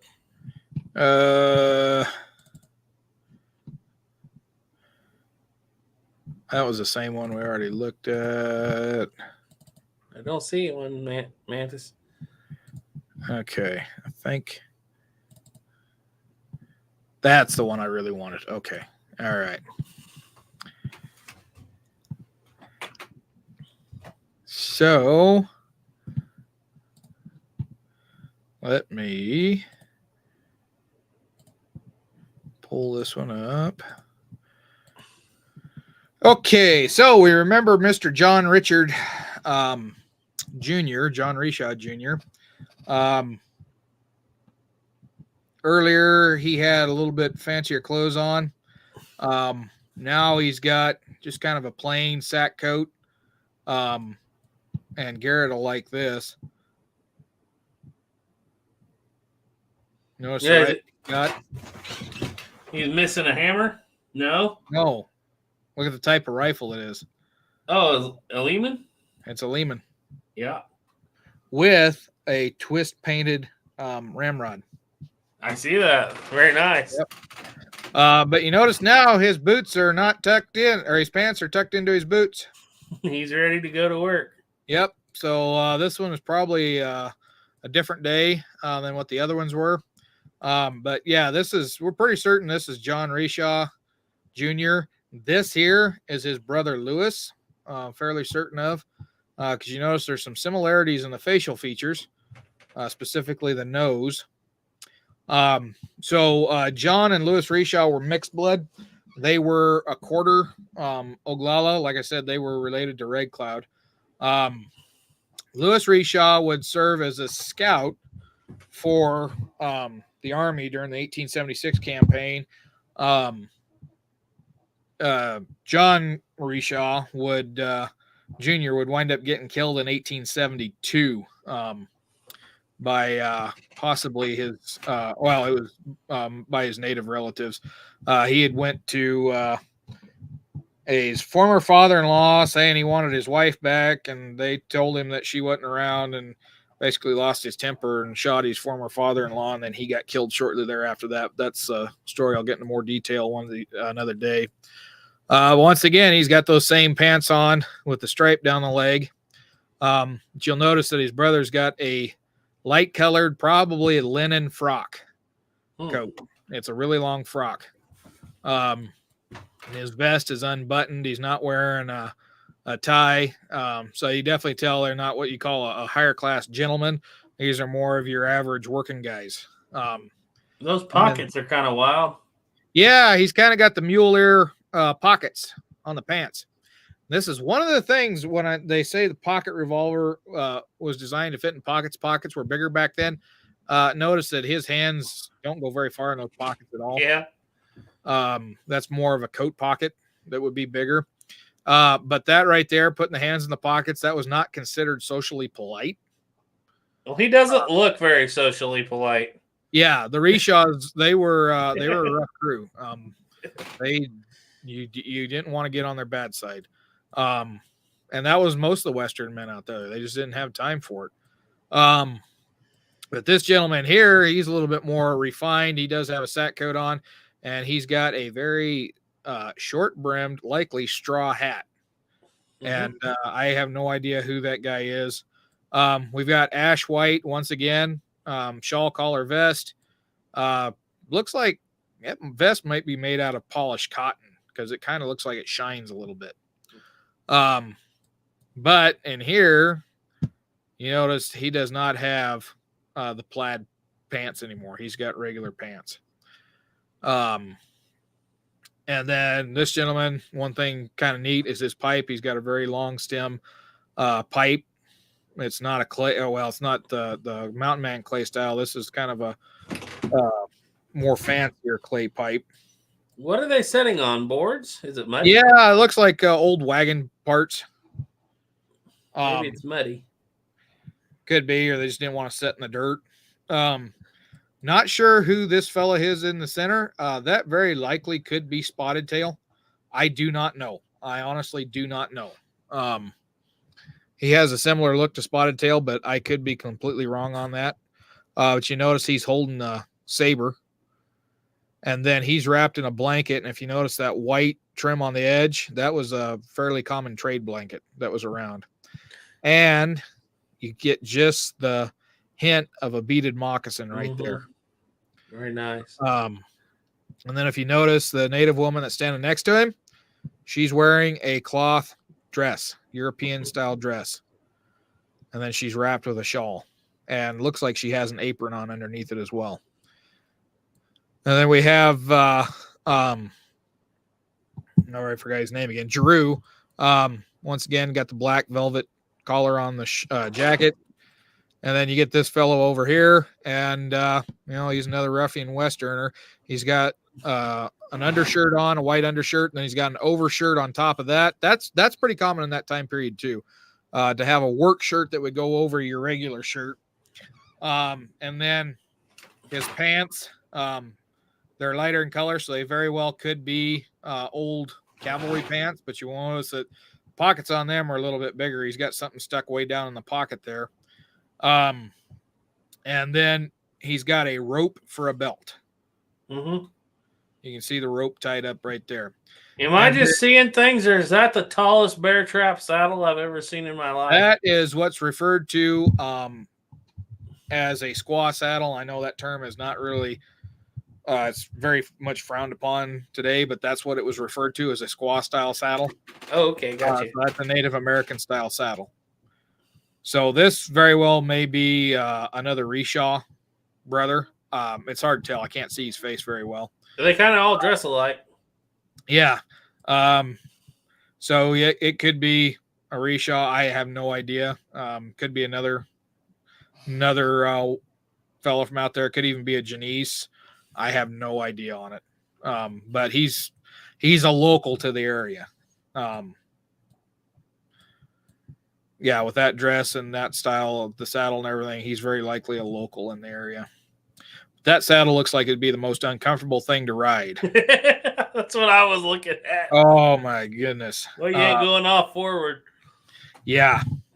Can we look at that rifle one more time? Yeah. So it's a heavy barreled Lehman. Yeah, let's look at that lock. You can't really see the lock. That's a Lehman. It's got that little. It's got the little key on the side. Yeah. And the other thing that gives it away is the butt plate. Look at that crescent and that real sharp shoulder killer. Yep. That's what that is. So that was that one. And let's see. I'm going to look at a couple others here. There's another one that a guy has a really fancy rifle, but I don't think they sent me that one. Let's see here. Let's see. Doug Duke said, "Oh, Mantis to yeah." Some reason YouTube doesn't let you post links in a live chat unless you're running it. Sorry about that.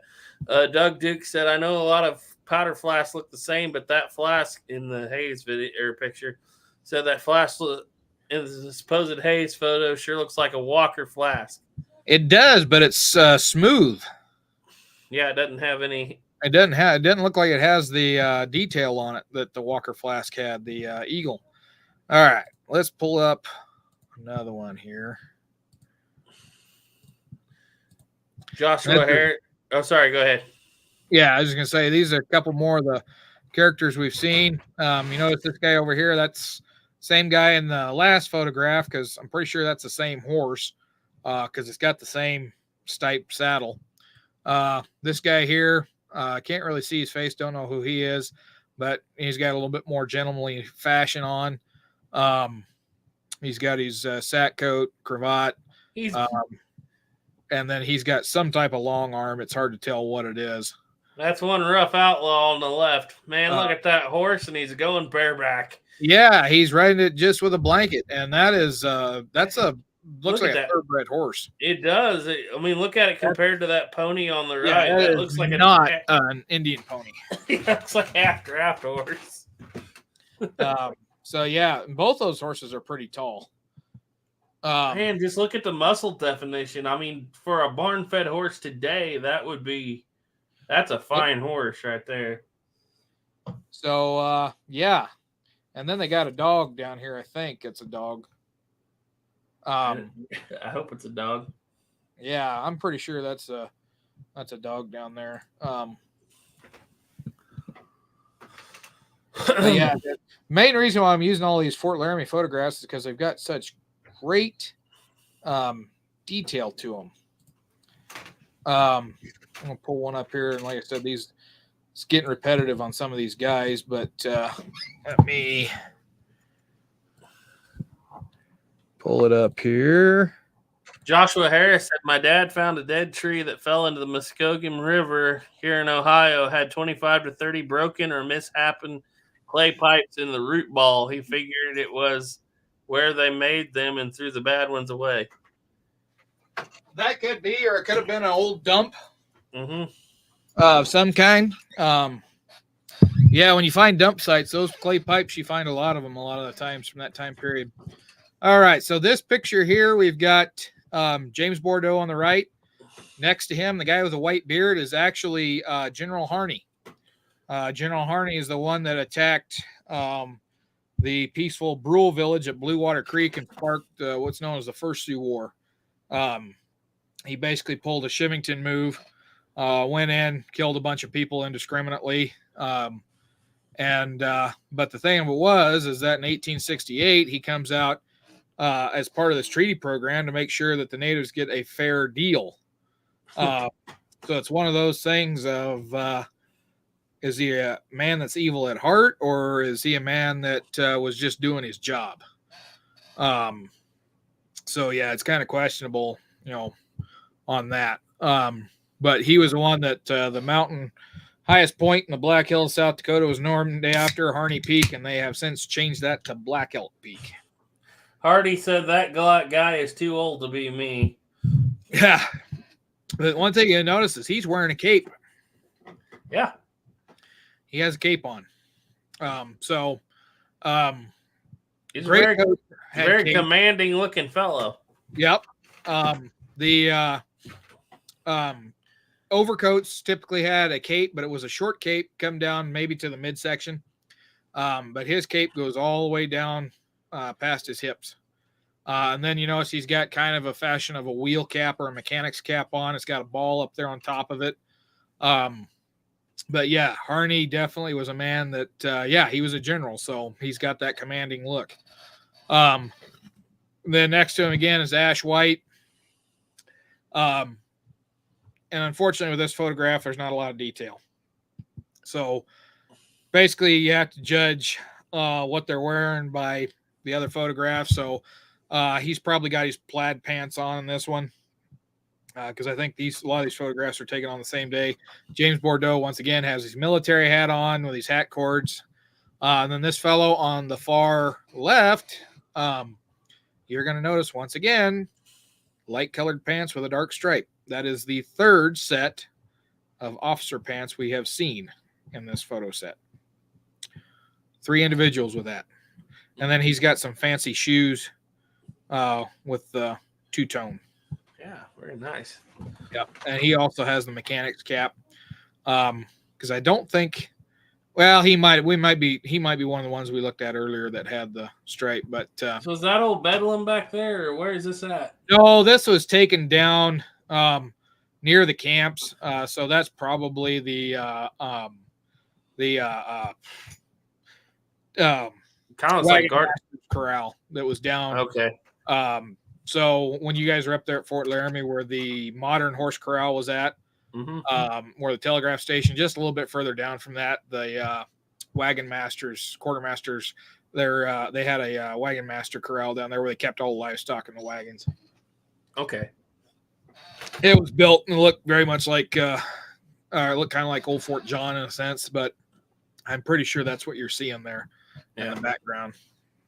Okay. It's hard to tell, but you can see the ridge. That's the ridge that's just north of Fort Laramie there. Is that stone on the ground or wood, or is that those wood planks? That's wood. That's that pile of wood that they were taking a picture on earlier. Yeah.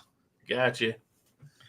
So let me see here. I've got a few more. Oh yeah, this is the other one I was going to pull up. This is another one that's great for clothing.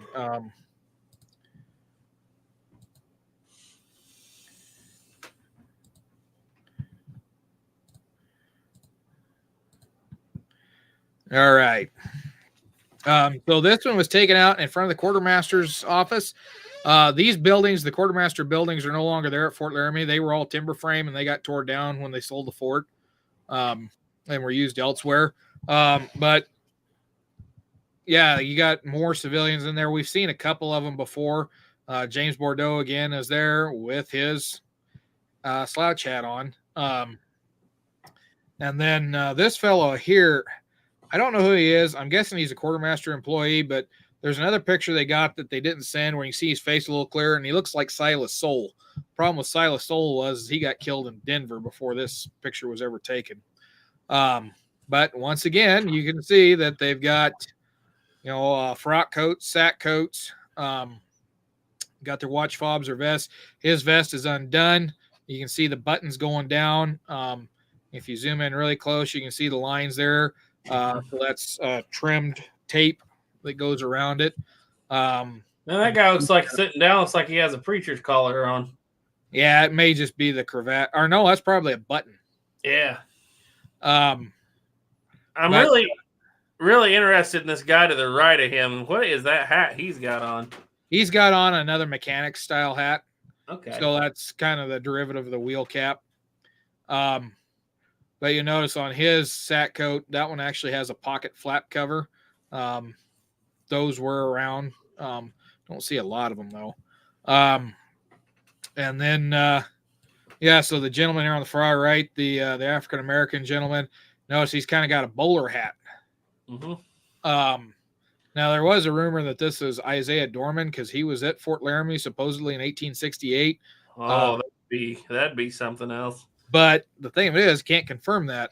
And give you chills. The thing is, if it was Isaiah Dorman was supposedly there as an interpreter. This guy is more than likely a quartermaster employee. Because there were several African Americans that were employed by the quartermaster during this time period. Now, correct me, Isaiah Dorman gets chopped up at Little Bighorn, right? Yeah, he gets killed at Little Bighorn. Yep. Yeah. Okay. But his pants, he could be wearing military style pants. It's really hard to tell in that one, but they're kind of that lighter, looks like that blue color. If you look at the officer over there on the side, the quartermaster officer, it's kind of the same tone of gray. But that's the thing about black and white is it's really hard to tell what kind of clothes they got on. You have to try to judge it by the tone. And then, like I said, these low crown hats are pretty common at that time period. Low crown, shorter brims. And then we get over here to the officer on the side, and he's wearing an officer's frock coat.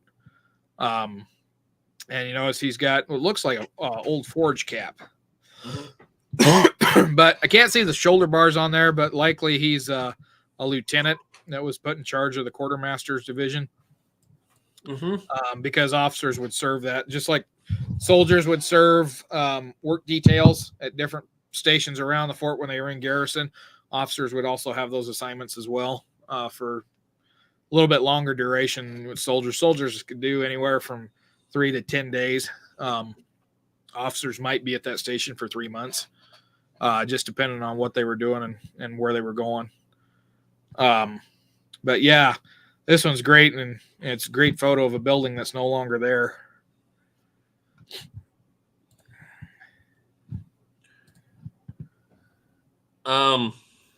Louisiana Gray said he looked like a riverboat pirate. Hardy said, that reminds me of something. Was a full beard with a shaved head ever seen back then? It feels more like modern style that people think looks old-timey. Yeah, you don't see the shaved head, but you do see short haircuts. There's a picture of Nick Janice, also served as an interpreter here. Pictures from about this time period, but it wasn't here at the fort during the peace treaty. It came in. It was taken a little bit after there, and he's got a very, very short haircut. Not quite a buzz cut, but it's not far from a buzz cut. All right, let's see. I was going to pop up this one here. One more Fort Laramie here. Oh, excuse me. Whoops. No, I didn't want to do that. Dagnabbit.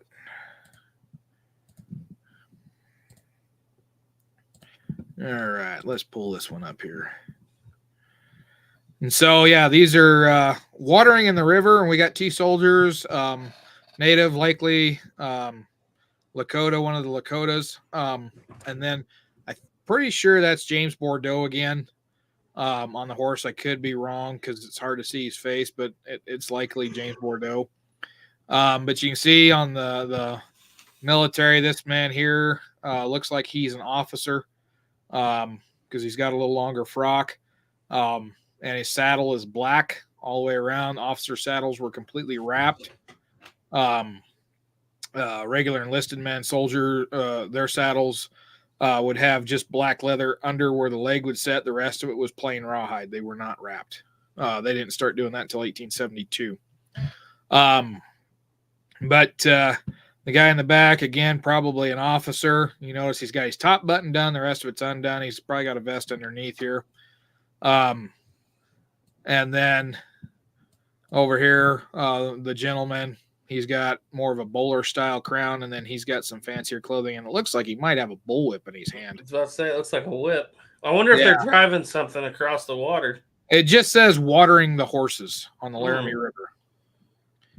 But you notice that the Native American, he's riding an American saddle. Yep. And he's got the tapaderos there. He might actually be more riding a military saddle. Now that looks like possibly a pommel holster. No, I think that might be a picket pin again. Okay. Man, I keep getting thrown off. Yeah. I thought that too, but when I zoomed in, it didn't look quite right. Sabater said the native has one of those hair drops. Yeah, he does. Yeah. So there's two guys in the photographs from the natives that have the hair drops. And he's one of them. And I don't know if my buddy sent me one. There was one here I was going to share for Sabater to look at. And I got to find it again. Give me just a second here. That little man said, what's the longest hair a man could get away with in the 1860s, military or civilian? Well, imagine a civilian, you could trip on it and nobody would care. Yeah, military, they're not going to. Oh, I need to have that one open. Yeah, because we're going to look at that one again. Trying to find that one. There it is. All right. This is the one for Sabater we're going to look at. Yeah, because there's some. Sabater said there's more than one. Multiple men have them. I'll email you some of the ones I have. Yeah, I think there's two guys I can identify from Fort Laramie at the Fort Laramie Treaty, but you're right, there might be more. What is a hair drop? It's that round, those big round discs that drop out. Oh, okay. You're gonna see right quick. Gots Loco said General Harney also played a role in the Pig War. Yep. Oh. All right. So, this is down at the ferry. Okay. And so this, the native man here with the hat on, those silver things dropping down, that's a hair drop. I'm looking at that, but look at that dude just to the left again. He looks just like something out of a painting. Yep. And the left of him, yeah, he's the one that has that weird fancy rifle I told you about. I don't know who he is, but he's a guy from the Fort Laramie area, and he's wearing a military greatcoat. And then, yeah, as Sabater said, there's another hair drop there. So there was a couple guys that had them. But this is down at the ferry. So that wooden ropes that you see, that's all part of the ferry system. Looks like this guy here under the mouse is smoking a cigarette or a cigar. And then the one interesting thing is if you notice this guy on the right on the horse, he's got botas. And high heel boots. High heel boots, and they're somewhat fancy botas. He's also got spurs on. This guy, very likely a local from the area. Saddle he's on is kind of that Hope style saddle. The horse he's on looks like it's seen better days. But even though he's got those botas on, he's got a jacket on, so he's got some semi-fancy dress to him. And it almost looks like he's smiling in the picture, but it's kind of hard to see. And despite popular belief, yes, there were people that did smile for photographs. It's just, it was, as Mark Twain would said, photographs going to live forever. Who would want to bare their teeth and show it for all of eternity? Or something to that effect. One thing you know on these Western guys is that their hats, their clothing is a little bit more rough. Yeah. Not quite as fancy. Yeah, that's definitely looks more like a working outfit. Yep. And then this guy in the middle here, he's a mixed blood. When you look down at his feet, he's got beaded moccasins on. Huh. And then if you go up here, he's got a military belt on. But yet he's wearing a fancy jacket. Looks like maybe a vest. He might just have a shirt on. And then he's got a short crown and a short brimmed hat. Well, those two guys above him look like pictures from a horror film. Yeah, they kind of got a strange look about them, but yeah. So this one was taken down there at the ferry. But yeah, it's kind of a mixture. So with everything you see on there, it's like there is, when you're doing your living history impression, you do have wiggle room. Long as you can document it, the more times you can document it, the better. Like I had a guy, I posted a picture from when I was up at Fort Laramie recently on one of the Facebook groups, and had a guy tell me that it wasn't common for a civilian to wear a cap pouch. Well, I found 2 or 3 photographs with civilians wearing cap pouches, especially when you get into the early 1870s, because they were great for holding pistol cartridges. Just didn't last for very long because then cartridge belts start to become prevalent.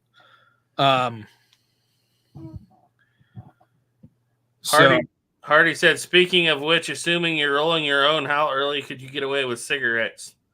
So you can get away with them into the early 1840s. However, more common for them to be rolled in corn husk. So when I was up there at Fort Laramie, I got tired of breaking pipes when I smoked. And so I started carrying my tobacco, and I just carried a bunch of corn husks, and you just cut them down into like cigarette size papers. And you roll them up, and then before you roll them up, you tear off a little thin strip. Make it fairly long, but you tear off a thin strip of that corn husk. And then when you roll it, you can't wet it. It won't stick to itself. When you roll it, while you're rolling it up, put that strip you tore off and soak it in your mouth to get it damp so it bends more easily. And then you tie it up with that. And corn husk paper cartridges. No, corn husk cigarettes. I know, but I was just thinking if you could use it for cigarette paper, you could probably use it for paper cartridges. There'd probably be a lot of residue left behind. It don't burn like paper. Oregon Outback said maybe they were all getting ready to take a Missouri boat ride. That probably happened a time or two. Looking at video footage of World War I soldiers, they had awful teeth. No wonder they didn't want to show them. That's the other thing too. Yeah. Dental hygiene back in the day was not a prevalent thing. If you made it to 40 with all your teeth, you had a pretty good, easy life. All right, I'm going to show just a couple more here, and then we're going to have to start calling this pretty quick. Yeah, we're starting to drop off a little. Yeah. So yeah, this is the last one I'll show from Fort Laramie. It's just another one. This is out in the mixed blood camp. And so you see some of the prominent, some of the guys that were in the area. Bing Sabater reminded me now. I look at this picture. I remember, the guy over here, that's Kohlhoff. This gentleman here is Guru. I can't remember the name of this guy here. But if you look at that, he's got some fancy duds on. He's got that a frock coat on with the black velvet collar, and he's got a plaid vest, double-breasted, and then if you look at his pants, they're pinstriped. And judging by his complexion, he's more than likely a mixed blood, probably a son of a trader that was in the area. I've heard rumor that is John Reshaw Sr. I don't know for certain. I can't remember the name that was on the photograph that I looked at. But yeah, somebody told me that's possibly John Reshaw Sr. I've also heard that this guy over here could be too. Like I said, I'm not 100% sure on that. But if you look at the native women, it looks like she's wearing an elk tooth dress. She's not. She's wearing a cloth print dress because the pattern is almost the same over here. It's just a different coloration. I see.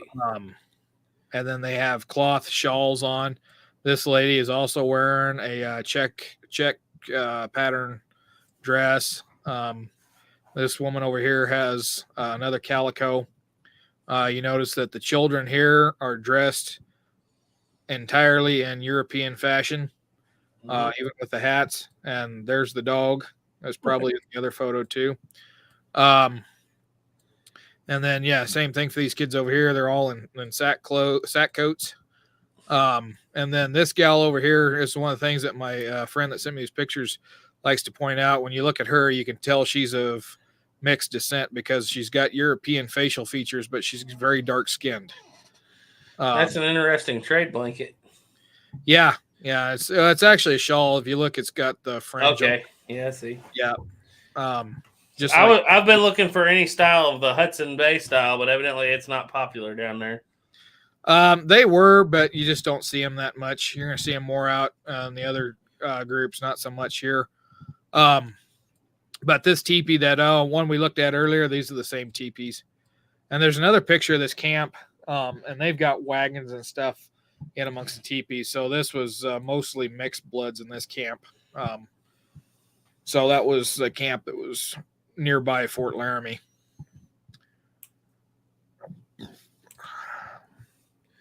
Timber Drifter said, "Are these pictures publicly available online?" Fortunately, they're hard to find online. That's why I had to email somebody to send them to me. Because these are very high quality Gardner photos, and they're in the Smithsonian, and the Smithsonian keeps a hard tab on them. So hopefully this live chat don't get taken down after this. But I doubt it. Yeah, they're the Alexander Gardner photos. So, like I said, unfortunately, you can search around online and you can find some of them, but you're not going to find them all. I mean, not where you can zoom in and actually see what. Yeah, that's the nice thing on these is that you can zoom in and see them. All right, so I got one more that I'm going to show here. And then we're going to start winding it down. Maybe I'm going to show it. Come on, there you go. Why did you stop it? Okay, this thing's misbehaving. All right, here we go. All right, now if we can dig our teeth into. Yeah, so this one again is kind of in that California Gold Rush era. So this is earlier 1850s. You notice in his hand he's got a pepper box. Mm-hmm. But one of the unique things is he's got likely a Dragoon revolver. That's a Dragoon. Like a Dragoon. And it is in a form-fitted holster. Very So nice. there were a few form-fitted holsters available at the time, but it was probably custom made. This one over here, a holster on this side, likely is what holds this pepper box. If you notice, this is the larger pepper box. This is the 36 caliber, likely pepper box with that long barrel on it. Yeah, that's kind of a cool pepper box. And then he's got a fighting knife that would clip onto a belt. Look how high he's got that belt, too. Yeah, he's got it up around his navel. Or pretty close to it.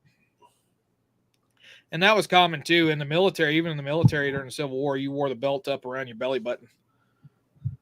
Yeah. He's got a cravat and some kind of vest. He's got a vest. The vest looks like it's got a fancier design on it. It does, doesn't it?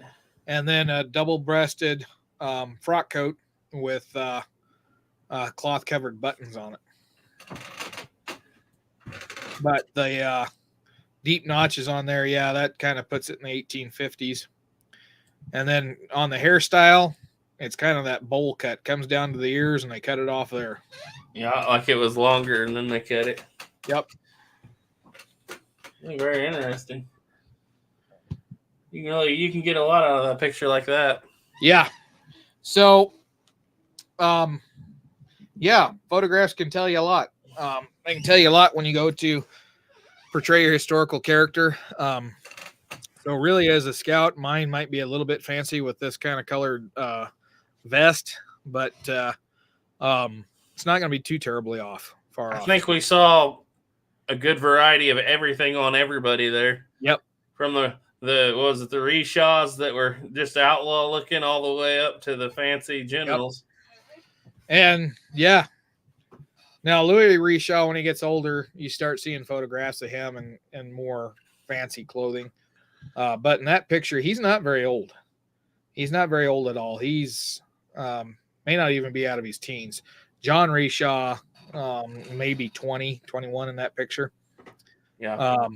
So they're pretty young.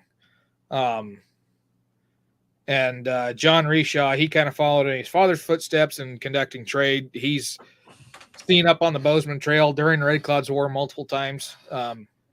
He goes to Fort C.F. Smith, hauling supplies that he intended to take to the gold fields, but winds up selling it to the soldiers at Fort C.F. Smith because they're basically starving. He had 4 wagons loaded with butter and potatoes. And so he sold it to the soldiers there. But he traded quite a bit. He worked as an interpreter for the Army with the Crow. Kind of supplied some information. And then he spent some time down around Fort Fetterman. He killed a man at Fort Fetterman, late 1860s, early 1870s, somewhere between 1868 and 72. Was pardoned for that. And because he said that the soldier had threatened to kill him, and he saw it as an opportunity to prevent it. He was basically self-defense, preemptive self-defense. So he got pardoned for that. And then, in 72, he was taking a wagon of supplies. He was taking a wagon to the Red Cloud Agency, and at that time it was down closer to Horse Creek area on the Nebraska-Wyoming line. At Fort Laramie, they got on a boat. And him and another guy had just bought brand new Winchester 66s. And so they float down the river and they shoot up all of their ammunition, almost all their ammunition, shooting ducks and geese off of the river because they wanted to see how the guns would do. Supposedly had quit drinking, but they said the other guys that were with them, they rode their horses down to the closer to the agency, and they said when he got off the boat, he was inebriated. And then, he went to the village, told his father-in-law he wanted to have his daughter back as his wife again. And they said that she is at another camp at a dance, and he'd have to wait for her. And he kept waiting and waiting, and as he was waiting, he started fiddling with the hammer on his gun more and more, and he was losing his temper. And finally, he got up to leave and got to the door of the teepee, turned around, shot his former father-in-law in the chest, killed him. And the other men in the teepee grabbed him before he could pull his pistol and stabbed him to death. And then the other guys got away. One of them was Peter Janice, and possibly William was with him too. They got away. And after that, Louis and Charlie Reshaw went and found William and Peter Janice and killed them in vengeance. And so William and Peter Janice. Wild times, considering we were just looking at those people in those pictures. That's just crazy. William and Peter Janice both were buried at the cemetery at Fort Laramie. They're currently the oldest civilian graves that are marked. They're right next to the flagpole, and that's where the modern part of the Fort Laramie Cemetery is at too.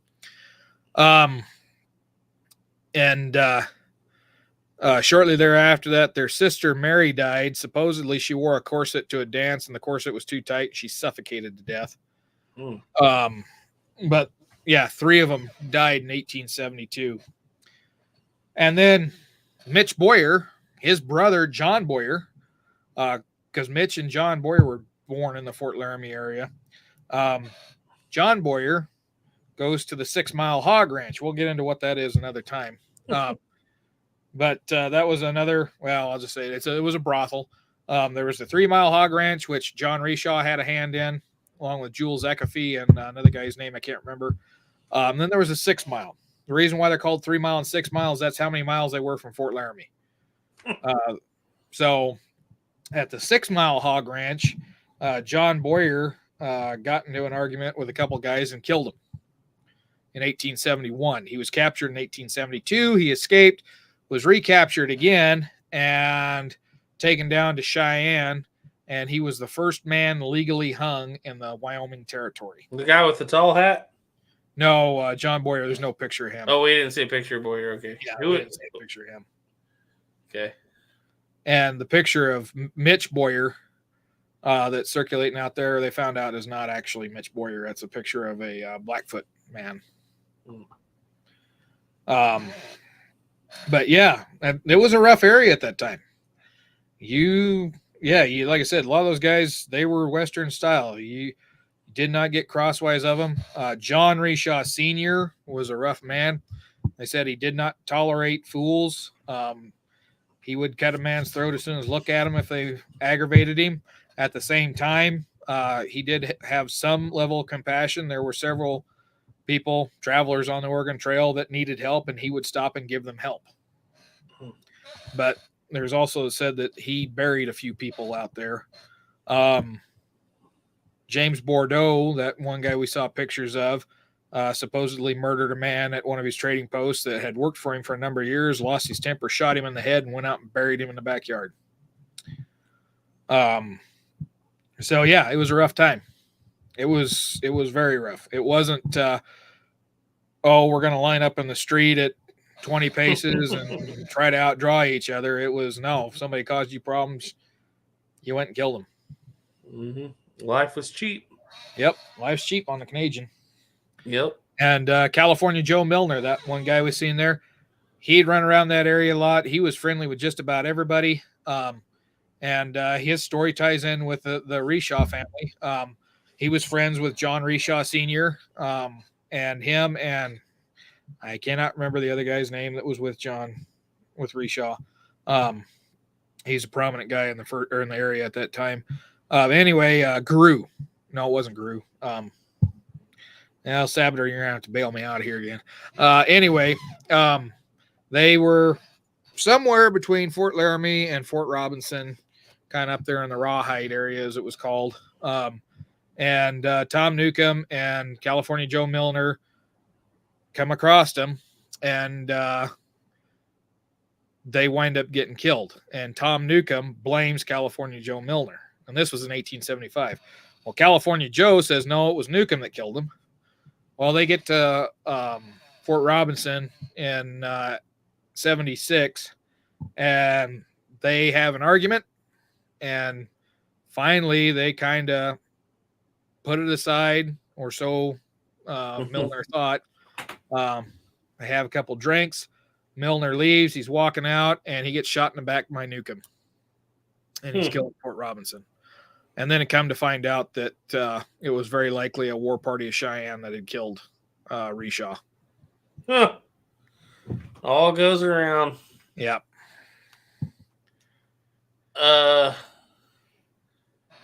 Desert Rat said state archives, local museums, libraries of Congress are good places to look for historic photos. Yep. Hardy said, didn't notice too many checked gingham shirts, though. Most of them look like plain light colored.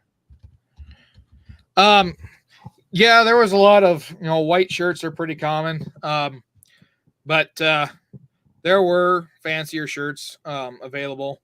And you kind of look at the material that was available at the time. And also if you find some historic clothing, shirts like this are available. Let's see here. I'm trying to find out. Sabater said Guru blew up, I think, between Fort Pierre and Fort Laramie. Alfred Pallardy is the one that was with Richard. No, that wasn't Guru. That was Bill Gary, I thought. Yeah, it was William Greer, but Bill Gary. Yeah, and he died in the same area, and that's a funny story. Sad story, but a funny story. Along in a wagon, smoking his pipe, and had a gunpowder keg under the seat in the wagon. And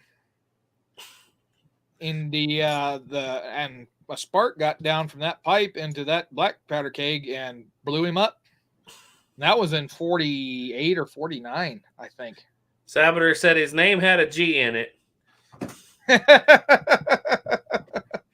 Yeah, no, that was up there. Yeah, it wasn't too kind of in the Lusk, Wyoming area, somewhere in there. Is where he did that at.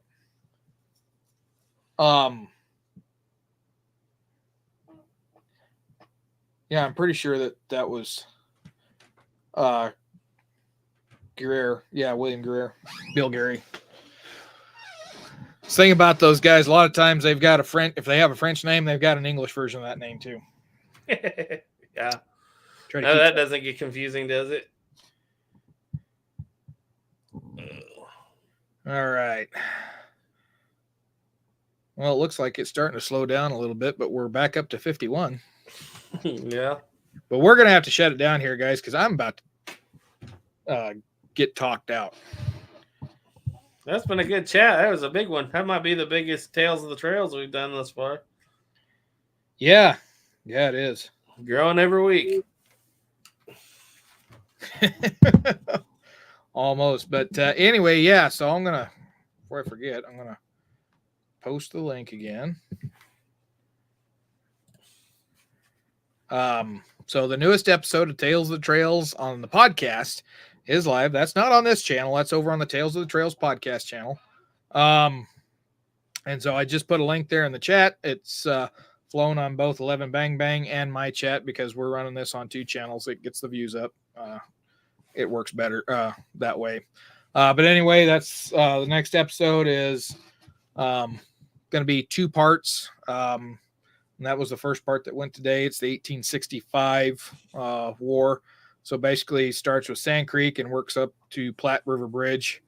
And at that point, I'd got to 24 minutes and I decided that I was going to cut it off and make 2 episodes. Otherwise, it would have been an hour long or closer. You just know how to milk them views, don't you? Yeah. And you know what I was thinking? I was like, yeah, if I stop it right halfway in the battle, that's a perfect way to keep them want to come back for the next part of it. So yeah, it'll get in there and then we'll finish it up. Then the next episode will be the 1866. So episode 3 will be part 2 of the 1865 war. Episode 4 will be the 1866 Peace Commission and the establishment of Fort Reno and Fort Phil Kearny. Episode 5 is going to be the Fetterman fight. Episode 6 will be Wagon Box, and episode 7 will be Hayfield.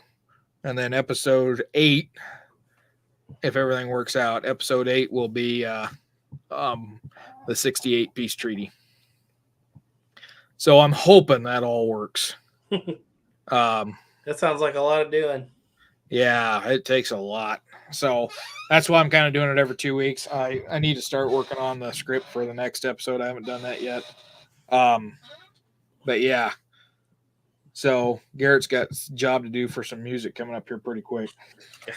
Do it. I just got to do it. Yeah. So, but anyways, yeah, I think we're going to cut it off here. I'm not going to wait for an even number on the chat. So we'll give it maybe 2 minutes. Anybody's got any last minute questions, comments, concerns, ideas, whatever, throw them out in there. For the Tales of the Trails podcast, the only thing I was going to add is once we get done with Red Cloud's War, then we're going to either focus on the 62 Minnesota incident, or I might just jump into the Yellowstone and then to the Black Hills and just keep going with the Northern Plains. I haven't made up my mind yet. Well, that's a good thing. You can just go wherever it's kind of whichever direction the wind blows you. Or I might decide to go down to the Southern Plains and tell that story down there so that it all kind of goes at the same time, and then get into the 70s in the Southern Plains and the 70s in the Northern Plains. You're like Jake. Any wind can blow you. Yeah. Hopefully not from the end of a rope. Looks like everybody's saying goodnight. So, yeah. Want to thank everybody for joining in. It's been a great chat here. And then check us out in a couple weeks. I don't know what the topic will be, but in a couple weeks we'll do something. Yep. So do something. Yep. All right. So anyway, thank you all for coming on. Garrett, what do you guys got going on 11 Bang Bang and Smoke in the Woods? No smoke in the woods yet. I'm still waiting for some stuff to come in. On 11 Bang Bang, unless I'm mistaken, Ethan is doing a tear down and examination of an original African slave trade musket. Be Sunday night, I think, at 8:30. Nice. Yeah, and Louisiana Gray, yeah, me and Doug, we're going to get on here eventually. I just got to get organized. I have so much going on with this, like trying to run the podcast, trying to do this. It's like, holy Moses, I'm covering too wide of a time frame area in history. But yeah, I'm going to try to get Doug on here one of these days. We just need to sit down and figure out a time. That might be later in the summer here. That'll be one I'd be willing to watch. Yeah. Be interesting. So anyway, all right. Well, we're going to call it here. Thank you all for coming and joining in. Y'all stay tuned. Keep your powder dry. Head on over and check out the Tales of the Trails podcast. Like I said, the second episode of Red Clouds War is up. And until next time, keep your powder dry. Stay safe out there, guys. Bye.